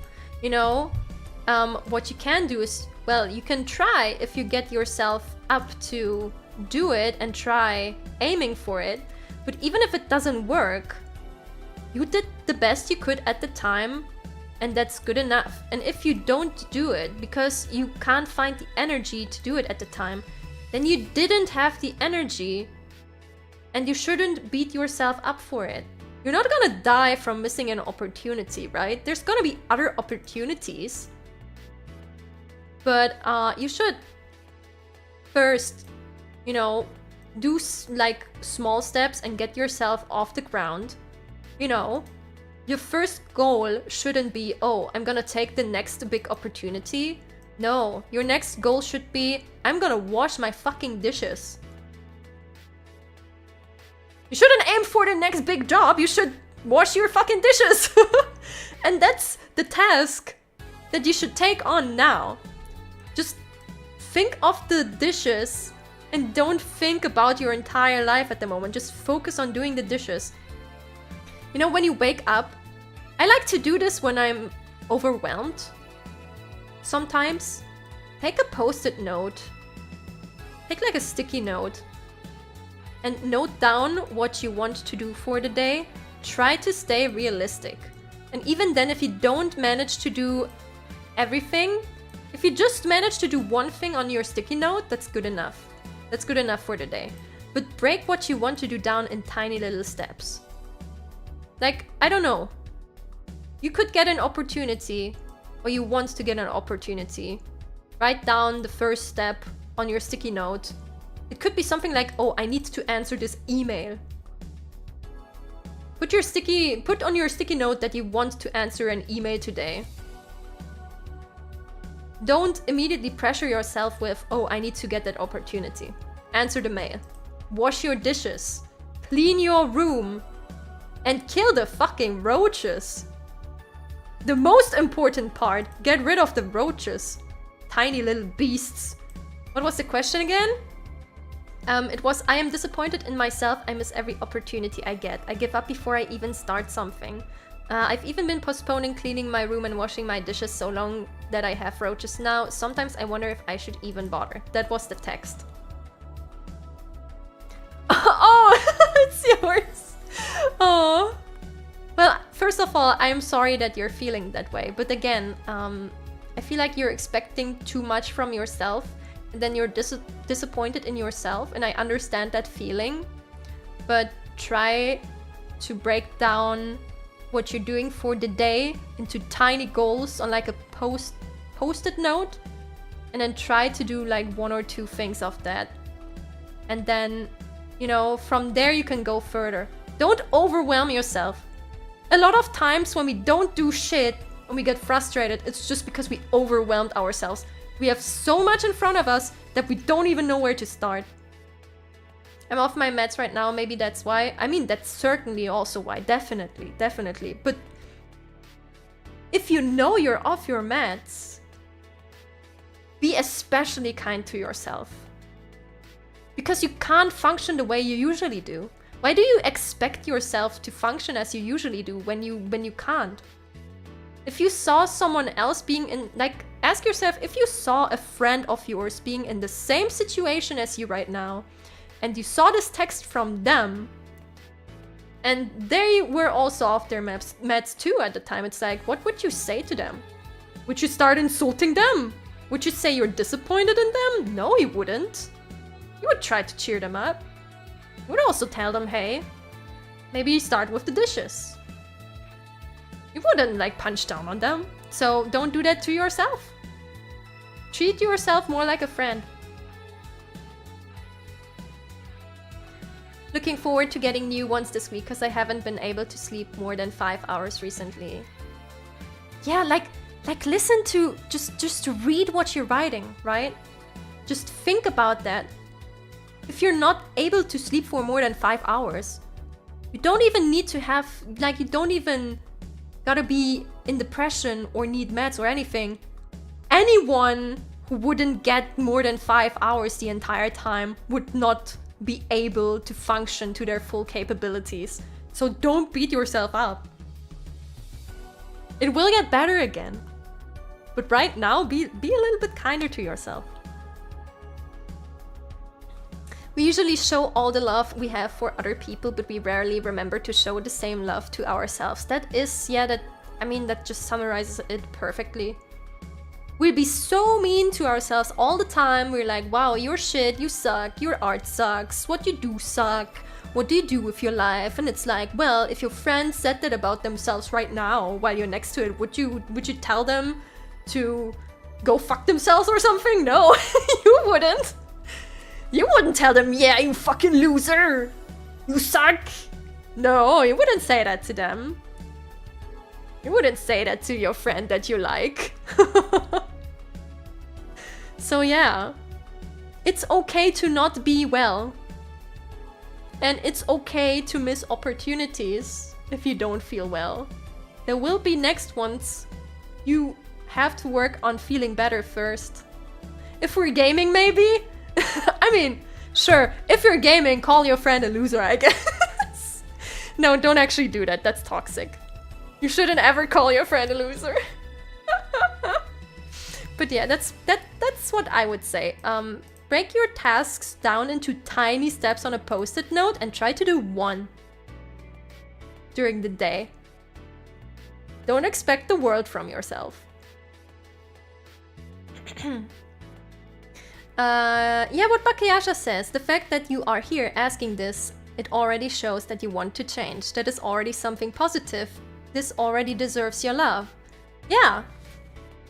Like, you reaching out, that's a big thing. There are so many people who don't even do that. They will just lie on the floor and they will suffer in silence. So, I don't know if it will work for you, but it's something that you can try. At least I like going back to the sticky notes when I feel overwhelmed. Because it's like, you just do 1 thing off of that. You did enough for the day. You did enough for the day. That's good enough. Okay, next one. I always live in a constant switch of I don't want to do anything. Everything is nothing. Compared to the cosmos, my effort is meaningless. And I know I can do this because I've done harder things before and aced the living doo-doo out of it. I am the best, I am God. But it's really random and I can't control it at will. What should I do? I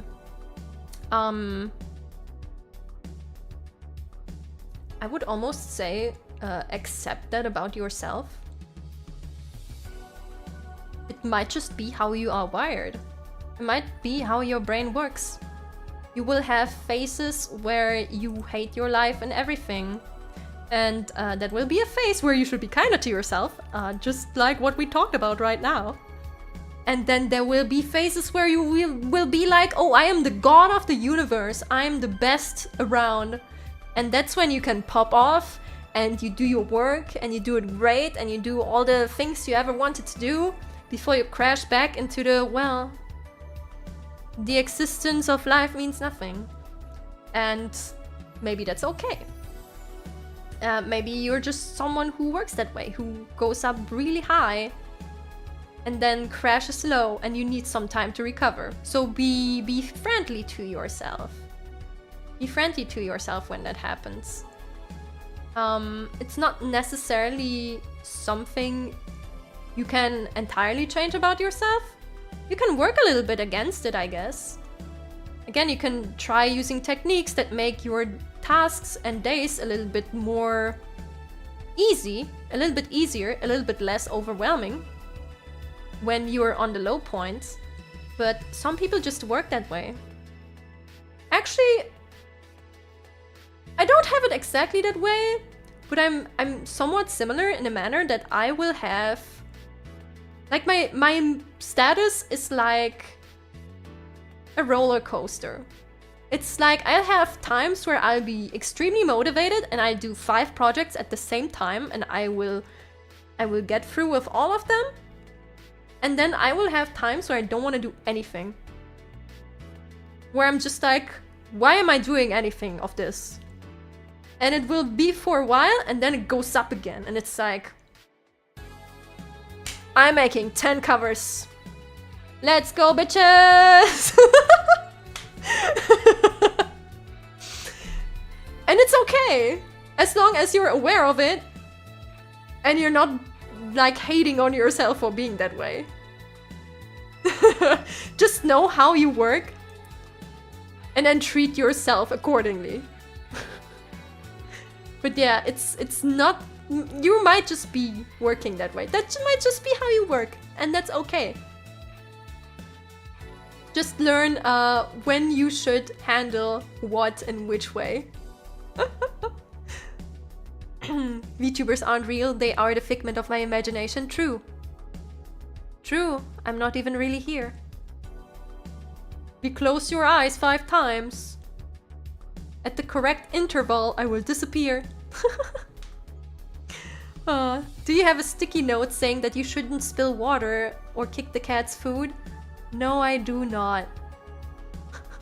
No, I do not. That's not on my goals for the day. Yeah, you are also a figment of my imagination, true. When I hit the red button, chat disappears. It's crazy. Do you have waterproof sticky notes? No, I don't. No, I don't. Advice on how to beat Toho 19. Uninstall the game. Thank me later. My cooking skill is alright, but I want to get better. Any unique recipe ideas or cooking techniques from Arcelive? Ooh. I'm not the greatest cook, I'm decent. Have you ever tried Polish cuisine? There are some nice soups you can make that are a bit uncommon, I'd say. Or there's like those jam-filled dumplings. I forgot their name. But yeah, I think generally I can just say look into recipes from different cultures. Because I feel like you will find a lot of cool stuff, but also it might be hard to make at the start because, you know, you're not used to the cooking style maybe. And I feel like that's exactly what makes you get better at it. So yeah. Wait, Polish or Silesian? Well, in my case, I'm thinking about Silesian stuff actually. Not Polish. I'm thinking about Silesian stuff. So Silesian cuisine in this case, I guess. That sushi you made looked delicious, Sin. Thank you. I fucked up the sushi so hard the first time I did it, and then the second time it was like, mwah. Now I'm a sushi master. I usually try foreign foods, but I haven't done Polish cuisine yet. I'll try it out. Yeah, highly recommend it. They have very nice hearty meals. But yeah, generally I just recommend try other cultural stuff. I feel like it will be hard to nail, but when you nail it, you learn a lot.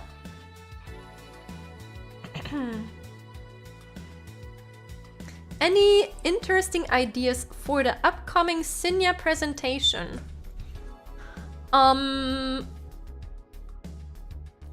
You could try to make a presentation about a hypothetical scenario involving, involving Cinnia Antimony.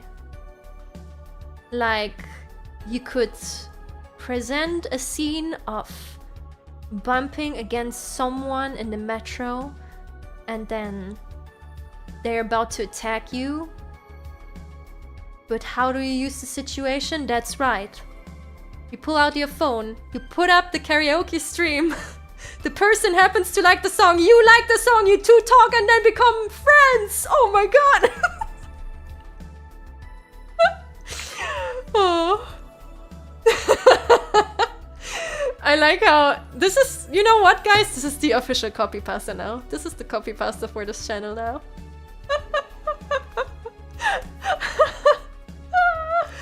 But no, you can pick anything. You can tell a story in an unorthodox way. You can talk about something cultural that no one will be able to read out loud without embarrassing themselves. That will be funny. You could talk about the birth and revival of Final Fantasy XIV, the critically acclaimed MMORPG. You know, your imagination can be anything. Oh, or you could maybe give me a recipe for a really good cocktail for the bar. That also works. Okay. Guys, we're actually on the last one, and I have been streaming for over 4 hours today. What has been happening? This is the longest yap so far. My parent unconsciously taught me to be apathetic and independent, aka refuse help from anyone, have to do everything alone.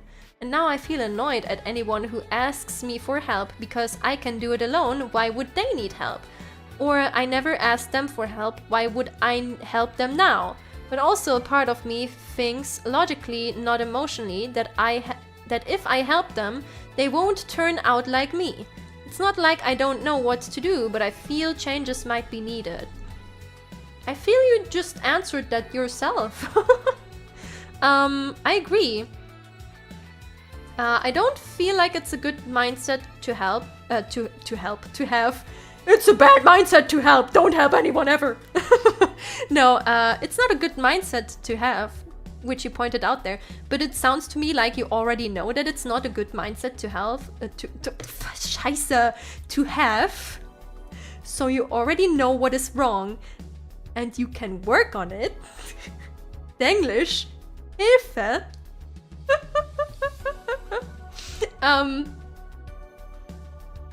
What did I want to say? Oh my god, I'm fucking dying. 4 hours is too long, everyone. You already know what is wrong. That means you can work on it, which is really good. It's unfortunate that you have the feeling that you should do everything alone, because there might be times where you make your own life harder by not being able to help, like to ask someone else for help. And it will not only benefit others, which you are helping. If you change that mindset, it would also highly benefit you. See, it's normal to help each other. Like, humans couldn't live on their own. Like, from from basically when we started existing, it's like humans always had to help each other. It's normal. And it's unfortunate that you landed in a situation where you feel like you can't take help and you don't want to give help because it annoys you. But it's something that is worth changing. If you help them anyway, despite not wanting to, I think that's already a good first step.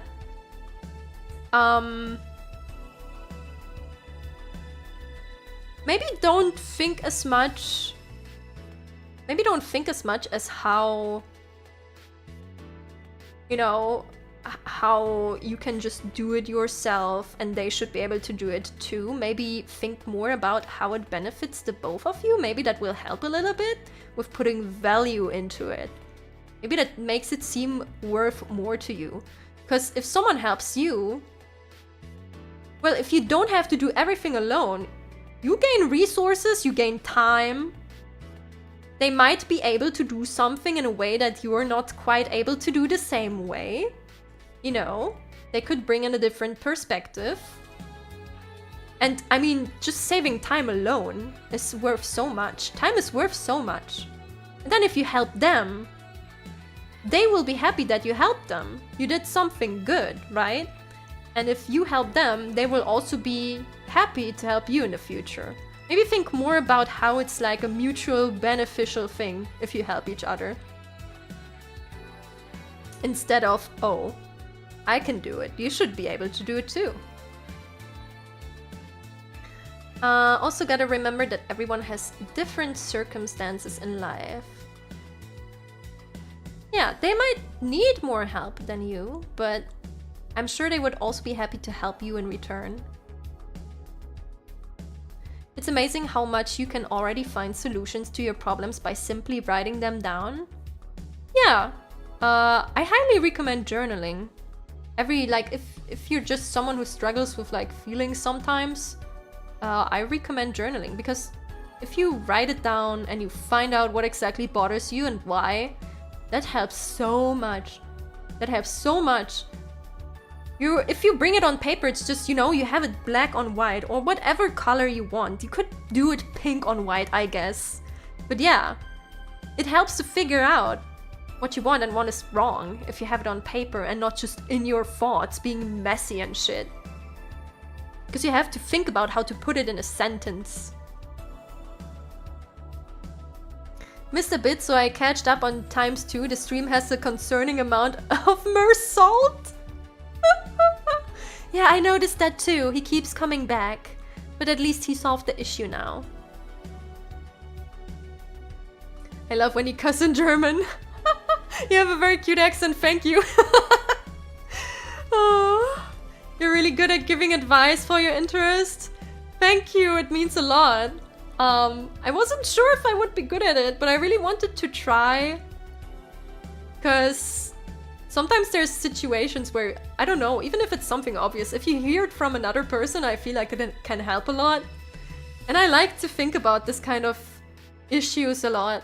So I was like, well, maybe we can think about this together and maybe it will help someone. Or maybe not. You know, maybe my advice is questionable and you can do nothing with it, but I tried at least. I tried! You're doing a great job there, thank you so much. Thank you, I appreciate it. Sin, it's 2 AM, can you graduate from the stream already? Don't use that word! Don't use that word! Don't trigger people! This is what 4+ hour streams do to your mind. Yeah, mine gone. Mine gone. You try good enough.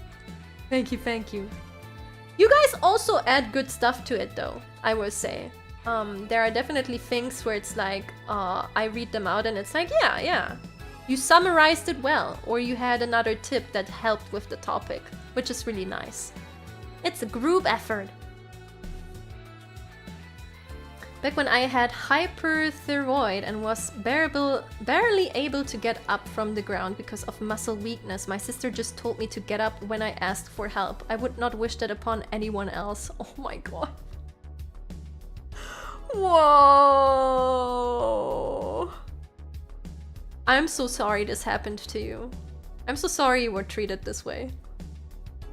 But yeah, generally speaking, the answer is never just do it, Lamau. Well, in some situations, it's like, well, you just gotta do the thing. Definitely. But you know, if the issue is not you just having to go ahead and do something, then yeah, definitely. It's not as easy as just, you know, Lamau, get up. Lamau, get rid of your issues. Just change your personality. Just, I don't know, grow muscles overnight. Just do it, forehead. Just do it. Just go for a walk and do it. But nah, it's barely ever as easy as just do it, right? Sometimes someone might just need a kick in the ass. That's like the closest you can be to just do it. But usually it's not just do it. Lamau, just grow and change as a person, you dingus. What are you waiting for, huh? Don't worry, it's a long time ago and I've forgiven but can't really forget something like that. I think we all have something like this with family members. Like, sometimes people will say things that will just stay with us forever. And you have forgiven them, but you will never forget what they said. Because they said it. And they shouldn't have said it. But they did. Like, I definitely have things that are stuck in my mind forever, even though I don't mind it anymore. Is that how you make Nious do the things in the club? Bros getting kicked all around? I sometimes kick him, yes. Sometimes I kick him, yes. But I feel like he needs it sometimes too.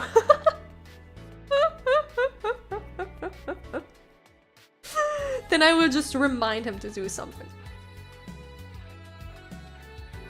But it's okay. I am here for ass kicking.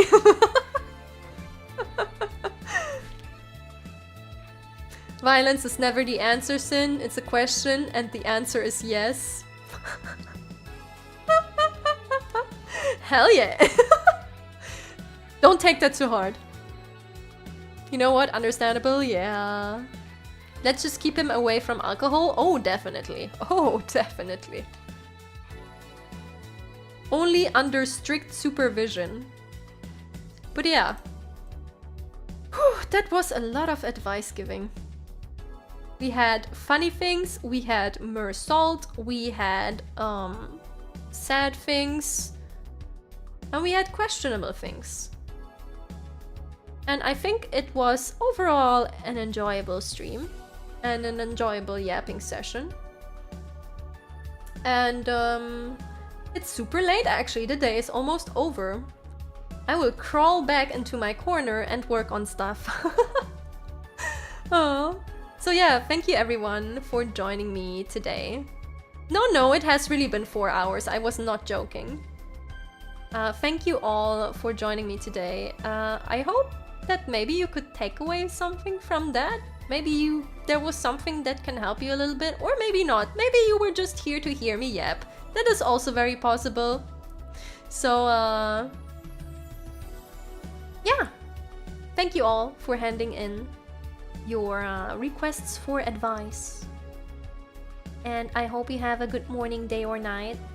I will not give you a good night kiss, but I can give you another stretch and hydrate, everyone. Stretch your wrists too. Yeah. Yeah. Do you get lonely without a Sin? Sometimes I have moments where I'm like, man, I wish I was live right now. And then I'm like, well, it's on the schedule, I just have to wait. Can I get a good night hug from Coco? I don't think she wants that.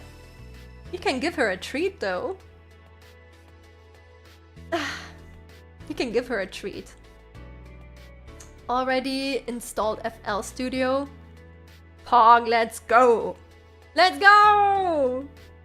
You got a cat? I got 2 cats. But yeah, oi. As long as it ain't going into 3 AM streams, watch me. Watch me make it happen. Gonna do a marathon and then do 3 a.m. streams. Go on to 3 a.m. No, I won't. Because you're going to bed? I guess. Maybe 12-hour stream when my voice can take it one day. Today is not the day though, so instead I will say have a good morning, day or night wherever you are. Take care of yourselves. And be kind to yourself as you would be to a friend. Bye-bye! Wait, the chat is busted on the ending screen. Okay, now I got it. Bye-bye! Bye-bye! Wow!